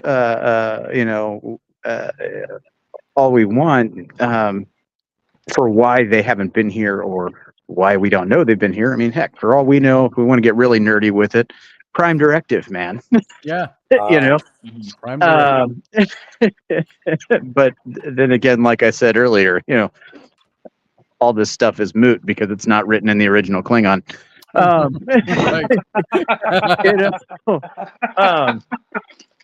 But who knows why they haven't come here? Here's what I kind of wonder is it's like, if you're seeing all of these things, why not just say something?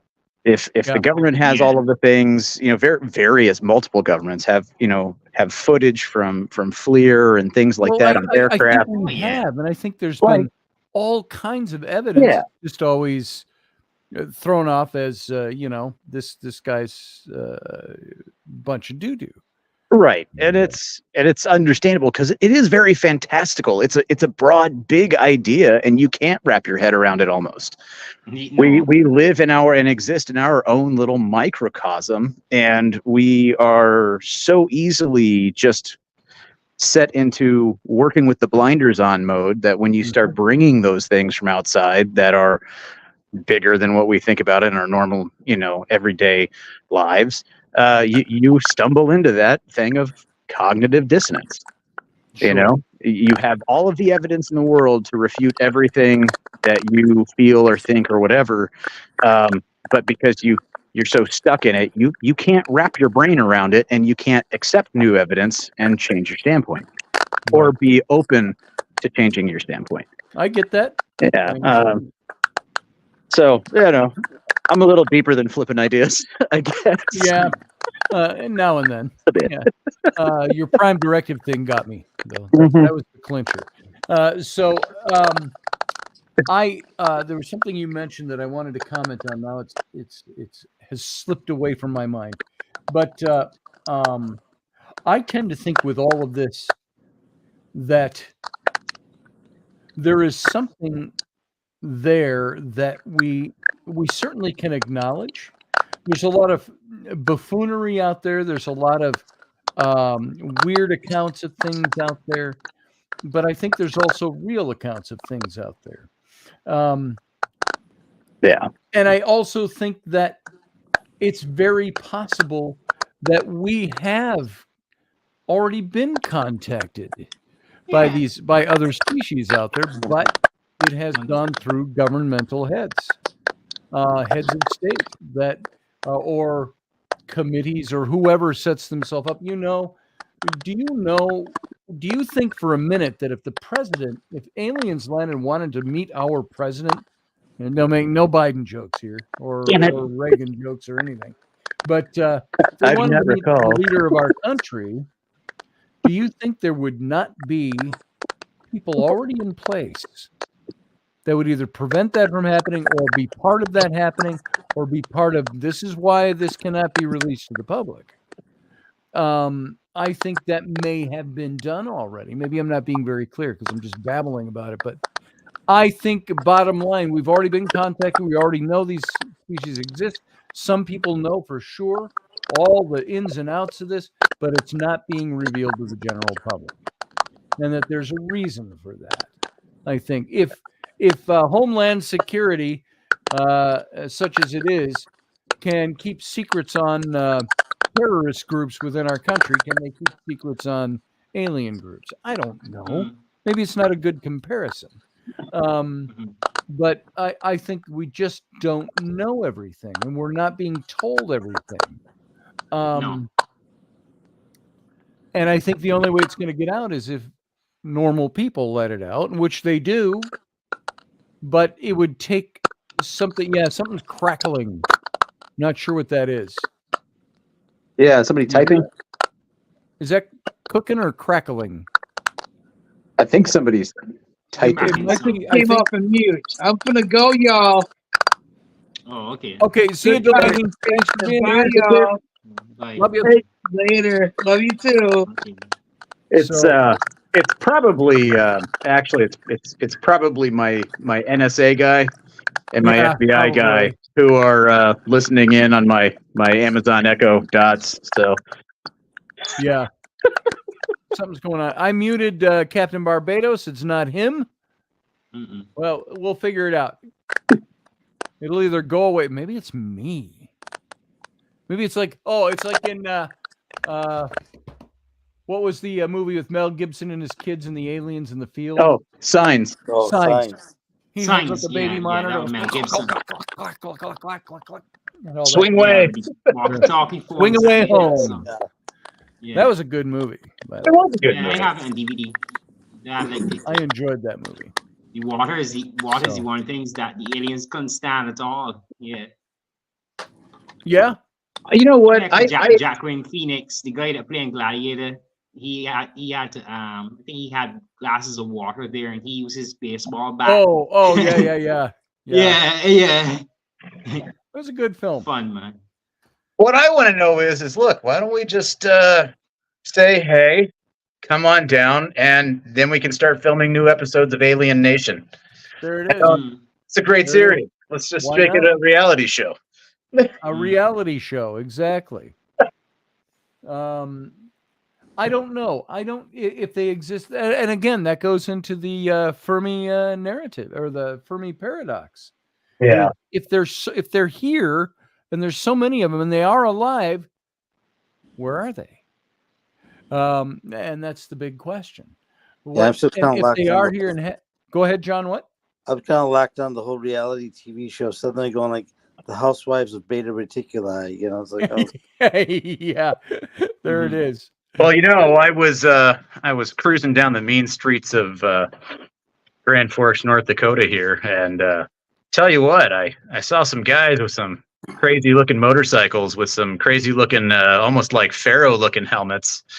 Yeah. Some guy said something about, hey, Starbuck, I don't, there's a store, whatever. I didn't. Nice. Well, I don't know. All of you else, everybody else out there, what do you think? What would you do? Would it change your paradigm? Would it rock your world? Would it change your philosophy?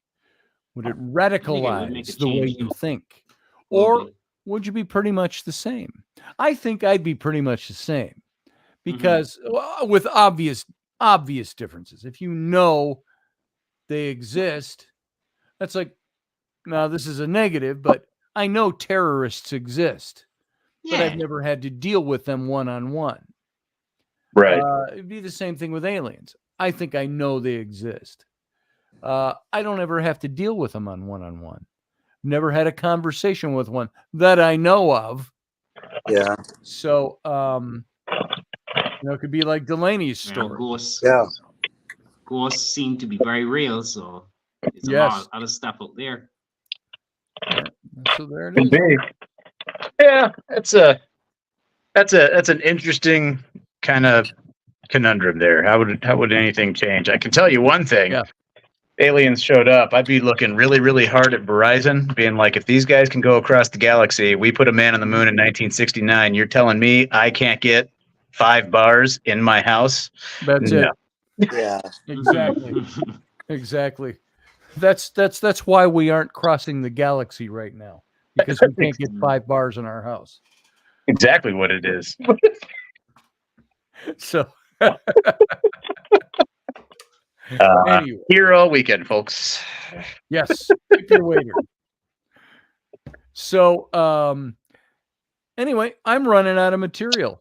Not that we couldn't just talk like this forever. I'm not hosting very well because I don't know where to take this right now without just launching into something much deeper.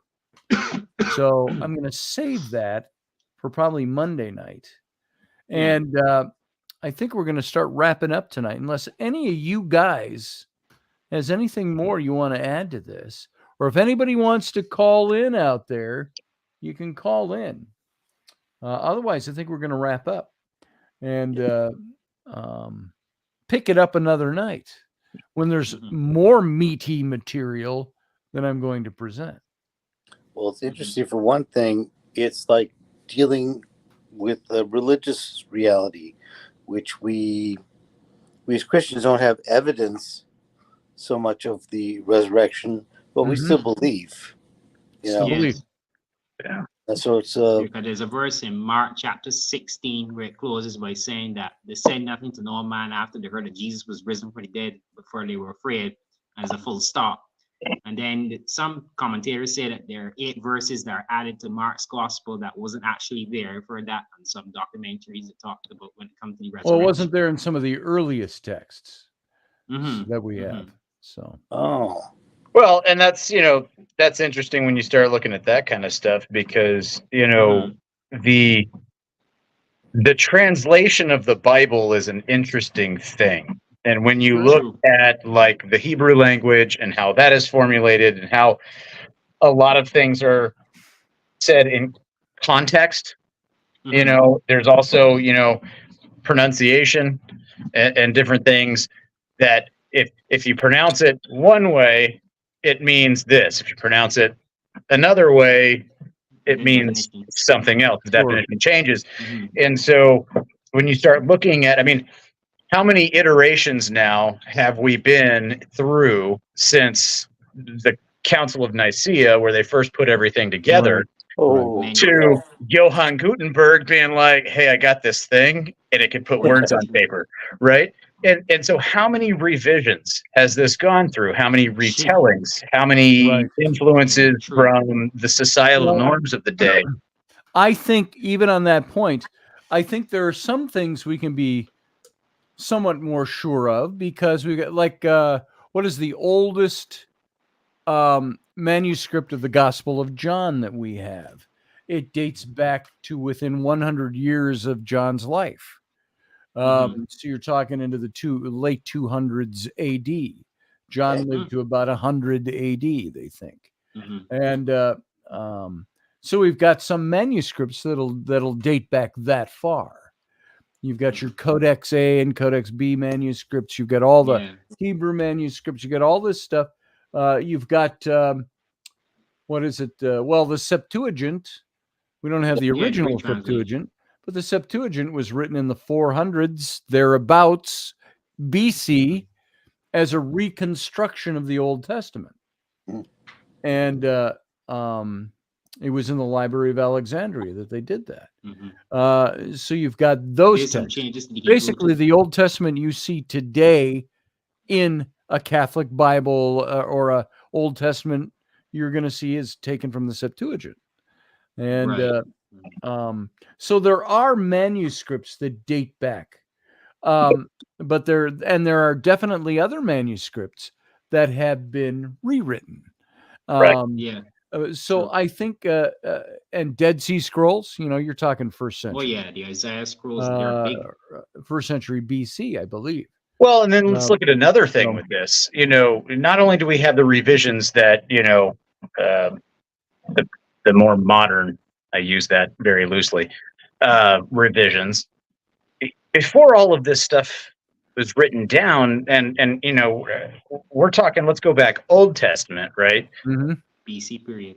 Right. All of this stuff, before it was ever written down, it was handed down through oral tradition. Right. And oral tradition it's like playing, you ever as a kid play the game telephone?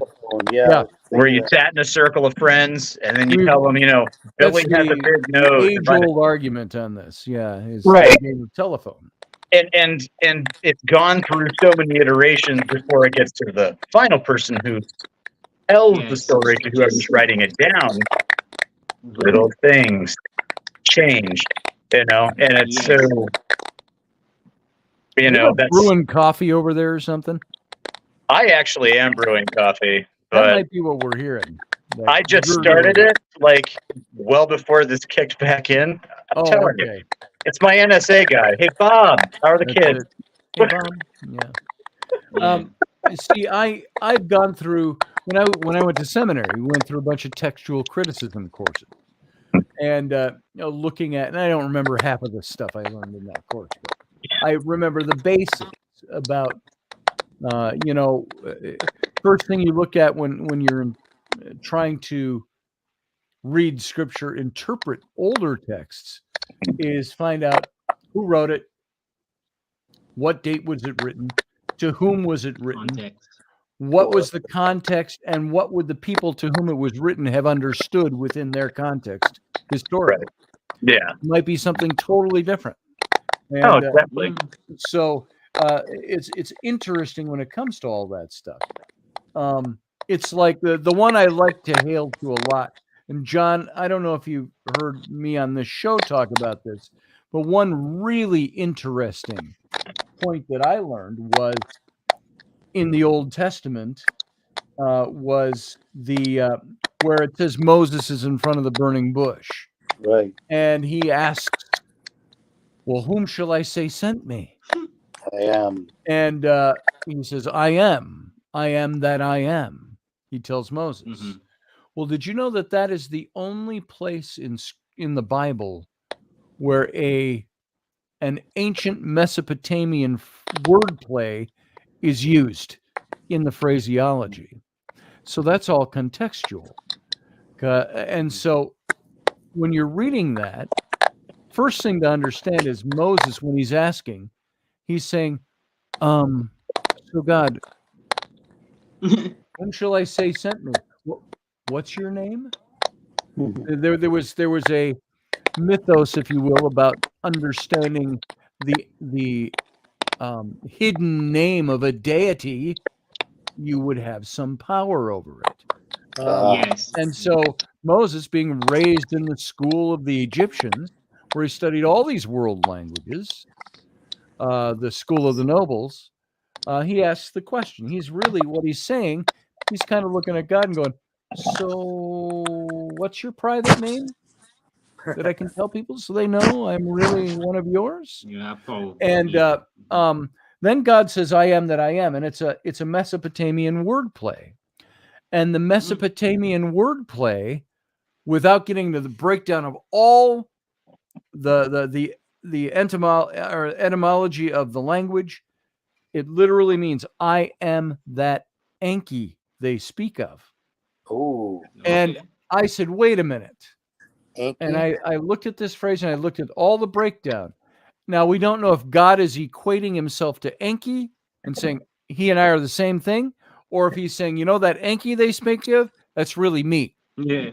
We don't know what the connotation is there, but the context that wordplay would have been understood to say back at the time it was written was that Enki, that's who I am. I am that Enki they speak of. And it was a Dr. David Roll. You may have heard of him in all of his films and movies. Books that he's written. A biblical scholar, an agnostic, but a biblical scholar, nonetheless. And he rooted that all out and wrote about that. And he told me that, as a matter of fact, and I said, you've got to be, it blew my mind, that I am stuff. And then, of course, the context of Moses being one that's saying he's trying to find out the private name of God. And remember, one of the commandments, thou shalt not take the name of the Lord thy God in vain, for whosoever does this shall not be held guiltless. And that's in the Old English. What that means in context, whoever uses the private name of God for self-fulfilling and vain purposes will not be held guiltless. Well, what do you see all through the life of Moses? At least what he's recorded. The books he wrote, and who other people have added to it, probably Joshua or was some other scribe after Moses was gone. But what is it that, remember the scene, and I've talked about this before, where it says, and Moses pitched his tent outside the camp. And there, God would come and meet with him every day and speak to him face to face as a man speaks to his friend. But then 9 verses later in the same chapter, Moses says, no man shall see God's face and live. So what was the seeming contradiction there in just 9 verses? Moses talked to God face to face as a man talked to his friend, but no man shall ever see God's face and live. Is that a contradiction, or was that Moses in his writing saying, I'm more than a guy? He's bringing with him the tendrils of Egyptian belief. As the leader, I am a god, a brother to the gods, as the Egyptian rulers were. And so he's saying, I'm not just a man, I am a brother to the gods. God talks to me to my face. So I guess that's a certain level of like cultural hubris. Maybe. That but there. In context, probably historically, very different than a hubris. But then what happens to Moses? Well, on the part of Moses, his life, God judges him, does not allow him to enter the promised land after 40 years. What's the reason given? Not because he struck the rock when God told him to speak to the rock. It's because of what he said. He said, must we always, in a sense, save your butts? And God saying, wait a minute, there is no we here. It's me. You are my messenger. You're my prophet. And so Moses was, what did he suffer? By equating himself with God, he was judged for that and not allowed to go into the promised land.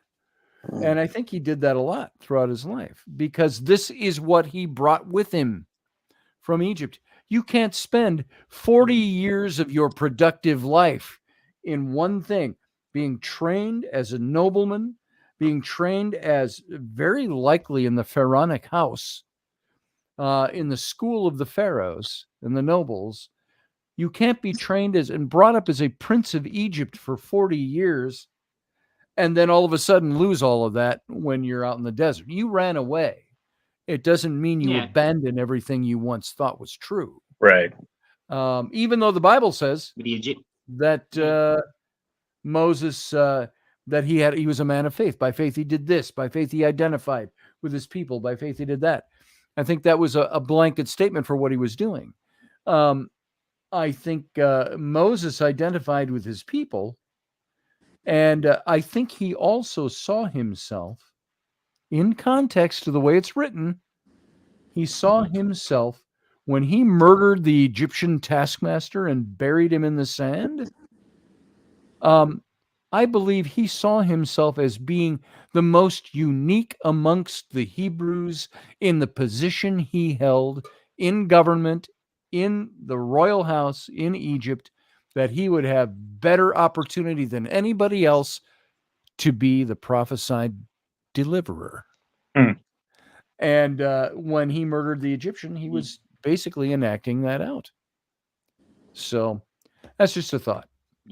Interesting. So context. Hey, Chuck Thurston, haven't seen you for a while. Akhenaten was a pharaoh too that seemed to have had the ability to be like one with the Aten that he was into, and that he seemed to believe that he was the person that could be the mouthpiece for the Aten in his his belief. But he even wrote a hymn to the Aten, and some people say that Psalm 104, I think it is, or Psalm 103, one of those psalms has an echo to some of the words that Akhenaten wrote about the rising of the Aten, how it brings life to the earth, and the lions come from the den, and so like that. Psalm 103, I think it is. I saw it in documentary. Oh, interesting. Neat. Interesting. I have kind of long held this idea, spending however many years it was in Catholic school, or as I like to call it, Catholicism. Wow. Catholicism. Wow. Yeah. Cigar here. And but then looking at other things, having to take cultural courses, having to take courses about religion, post all of that, like in college, when working my history program, I kind of, it's like, what if everybody has a small slice of the pie? Okay. In the greater overall picture of life and God or Allah or however you want to refer to the deity and creation and all of these things, what if all of these different cultures, they've got a sliver of the wheel, and you got to actually take all of those pieces from everybody and put it together to really get it figured out. Puzzle. Because how many faiths have some sort of flood-like demise of man, and then in a kind of a saving of a small group of humans, right? How many have some sort of messianic kind of theme with an important person in there, whether it is literally Jesus as the Messiah, or if it's we're waiting for the Messiah, or Buddha reaching enlightenment, that becoming almost a some sort of a gray area messianic transformation, that elevation kind of thing. We're all looking at it. We're all looking at the same whatever it is on the floor, but from different points in the room. Right. That's probably a much better way to put it next time I ever try to talk about that. It's a lot more efficient. The Jews. I don't have one on my shelf. First century. What's that? The Jews in the first century seem to have been looking for a Messiah figure that would be like a militaristic guy to deliver them from Rome. It seemed that way to me, because how Judah Maccabeus was a guy who rose up and defeat the Syrian Greek king Antiochus. And right. In fact, Israel became Simon the Zealot. Right. Israel became independent after the Maccabean victory. So they were looking for somebody like that. I wrote about exactly what you're talking about, Jason. I think it's a direct parallel anyway. I think it was in the book on the reptilians. It was chapter 1 or 2, and I was laying the groundwork for something, and I talked about the things that we believe are like entering into one of the old renovated theater houses from a century ago or more. And I was thinking particularly of some of the big old theaters like is it the Orpheum, John, here in the Twin Cities? Or is it the Ordway? Which The Ordway is the one- new one. The Orpheum is the old one. The Orpheum. Balcony, yeah. Orpheum. The State Theater, too, is another one. Right. In Detroit, you have Let's the say. Fox Theater. I thought the Orpheum was on Route 66, but Wrong think they're- Orpheum. wrong Orpheum. But I wrote about these old theaters with the old golden proscenium arches and the velvet curtains and all the chandeliers and the velvet seats and all of this from a century gone by. Right. And I said, it's like walking into one of those places and you have your seat and you sit in this seat and you view the play from this seat. And the guy next to you has the same perspective of the play as you, basically, just so minute you wouldn't know the difference. He's just inches off of yours. But then you've got the guy over in the orchestra pit, or the guy up under the balcony, or the partially obscured view behind the pillar, and you're sitting like this, or the guy way up in the nosebleed in the balcony. They're all in different spots in the theater with different perspectives and different vantage points, but they're all watching the same play. Right. And so their interpretations might change depending on the angle they're sitting or the perspective or what they heard or didn't hear. And I'm talking about when these theaters were built. That's why I use the example of the old theaters before sound systems and things like that. And so I kind of said it's not about where you're sitting in the theater. It's about the play that's going up on stage. And because the play doesn't change. Nothing changes about the play depending on where you're sitting and from what perspective you're viewing it. So what does that then say our responsibility is supposed to be? If we take this and use this example and extrapolate it over into making big decisions about big things to believe. The play we're watching, is the play different for this guy on the other side of the world than it is for me? Or just my perspective is different? My vantage point is different. Yeah. Chuck Thurston said, you never want a seat up front. I got to tell you, I had friends when I was a kid. We went to the movies. They always wanted the front row. And you're sitting like, Well, that way the screen's bigger. It's more you're intense. watching a movie up there, and I'm like, My neck hurts. distorted. And so, yeah, you don't want the upfront seats. But I always figure the width of the screen, depth from your seat to the width of the screen should be about equal. And I like to get up right about eye level with the screen. You know? My biggest thing is I gotta sit as close to the center of the screen as I can. That is my If I get way off of the side because it's crowded, I'm grumpy for the first 5 minutes of the movie, and then if it's a good one, it sucks me in and I forget all about it. But still, I went on a blind date with somebody. Not a blind date. It was a date with somebody way back. We're talking. Okay, the movie was Rain Man. So that tells you how long ago that was. What was that 1989? I went to the toothpick restaurant. Oh, did you? Yeah, it's right across the Ohio River in Kentucky from Cincinnati.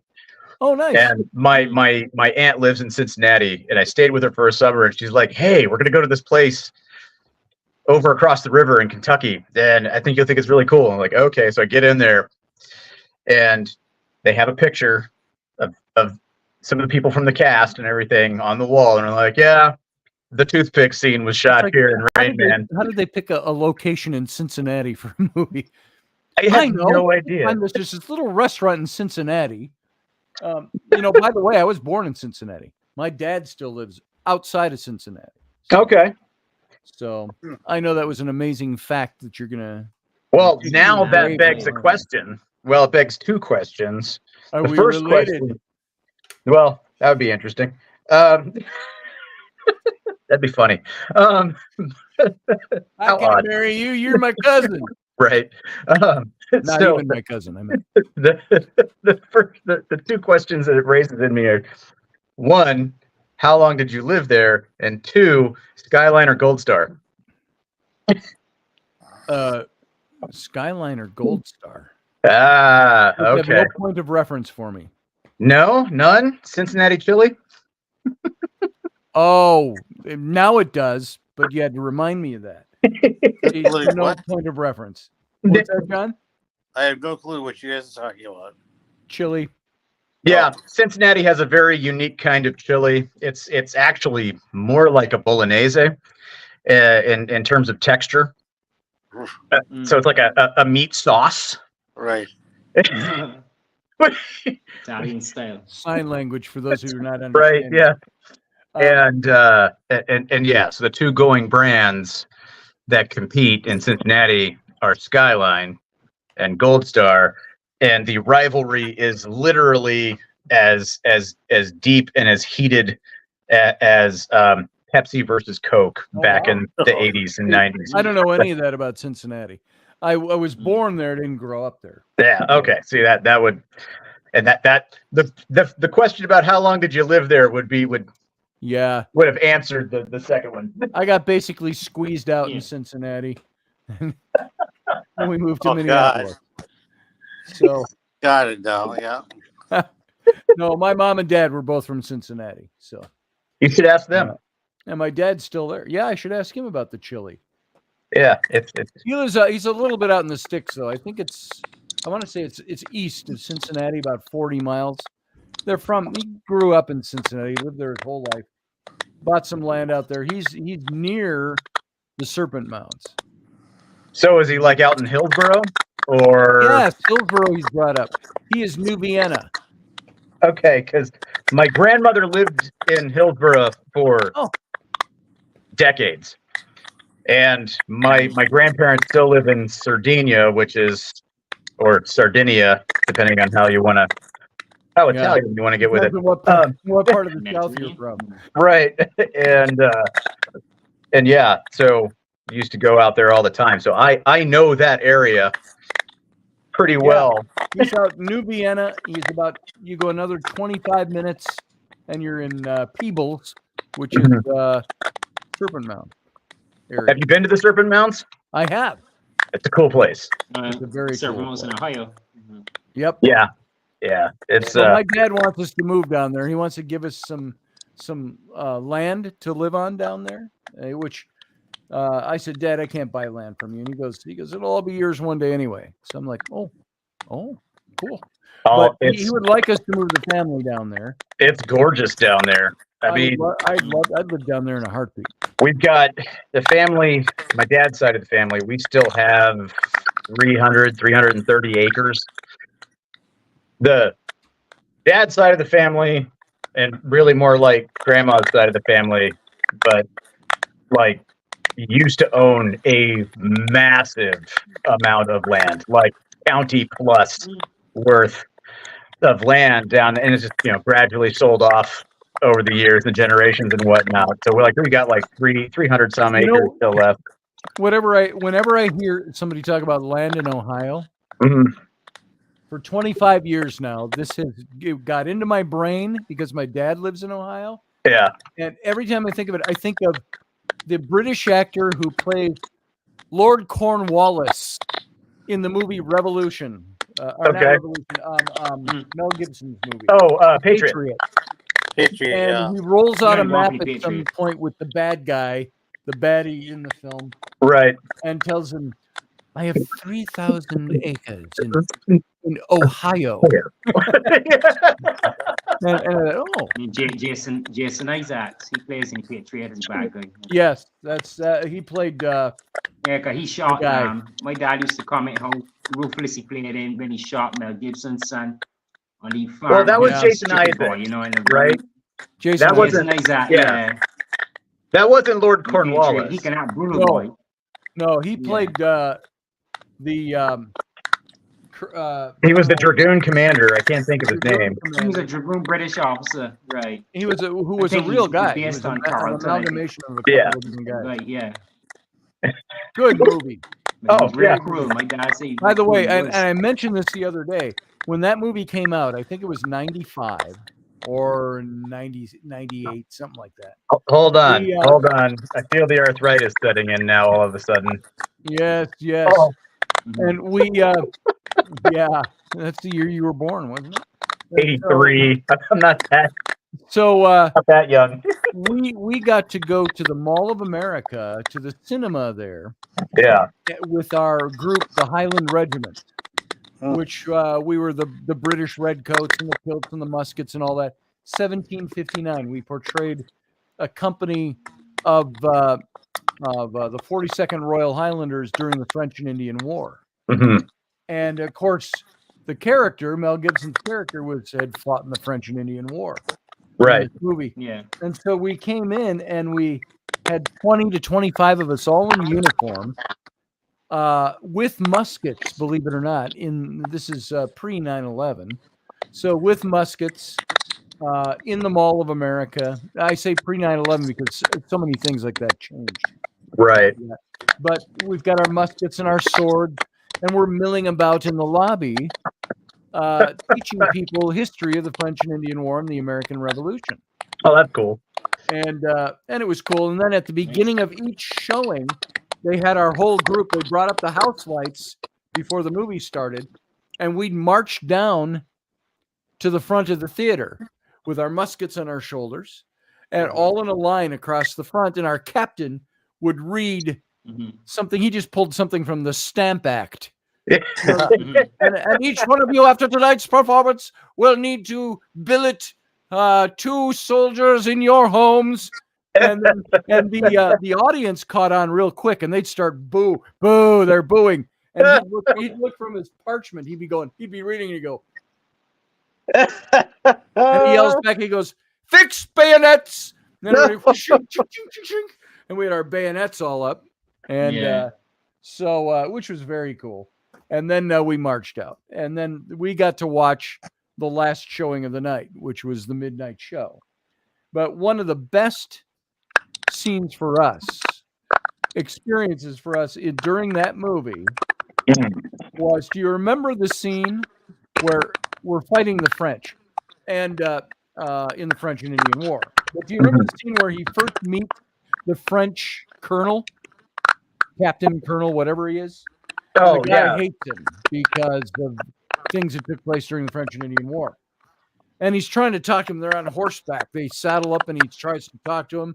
Well, did you have any children back home? And the Frenchman just glares at him and turns around and rides off. And Gibson turns his horse and goes, "French."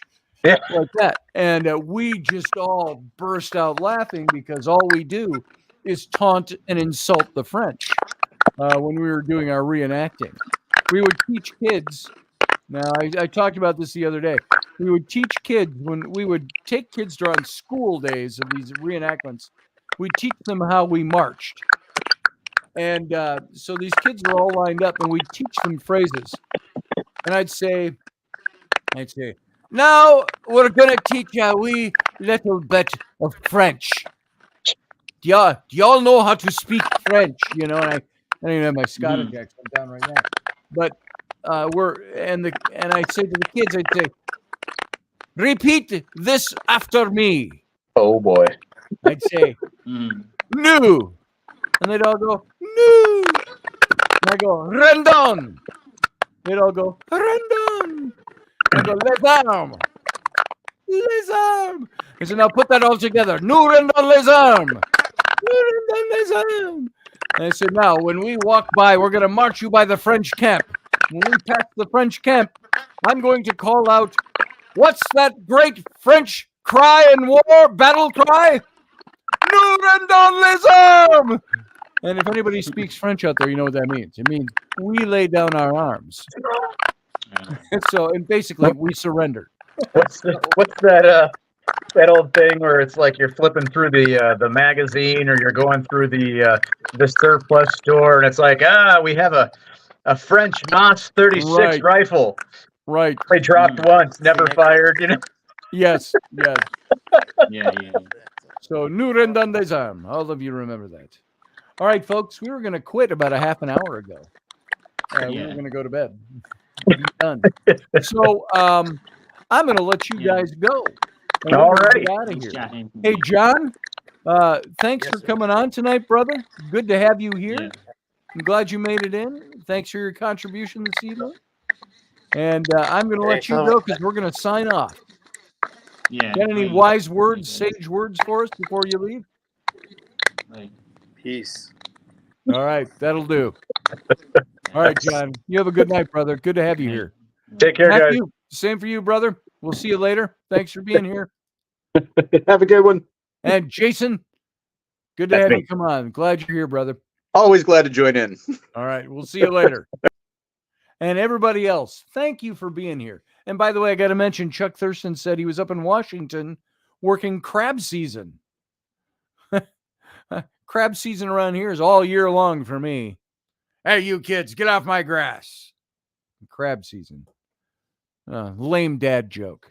But I'm glad you're over the COVID, and crabbing was more fun. I'll bet it was. So everybody that's here, thank you for being here. Thank you for giving me your time. Thank you for listening in. We'll be back on Sunday morning with It's Sunday with Scotty and maybe another rainy sighting like we had last week. So hopefully, I think it was last week. Maybe it was 2 weeks ago. So we'll see what happens with that. So thanks for being here tonight. I'm going to get out of here. I'm going to go to bed. And I think you should do the same thing. Now, you can't stay here. You don't have to go home. That's the line. We always said at the end of the festival, you don't have to go home, but you can't stay here. So thanks for being here. Live long and prosper. See you on Sunday.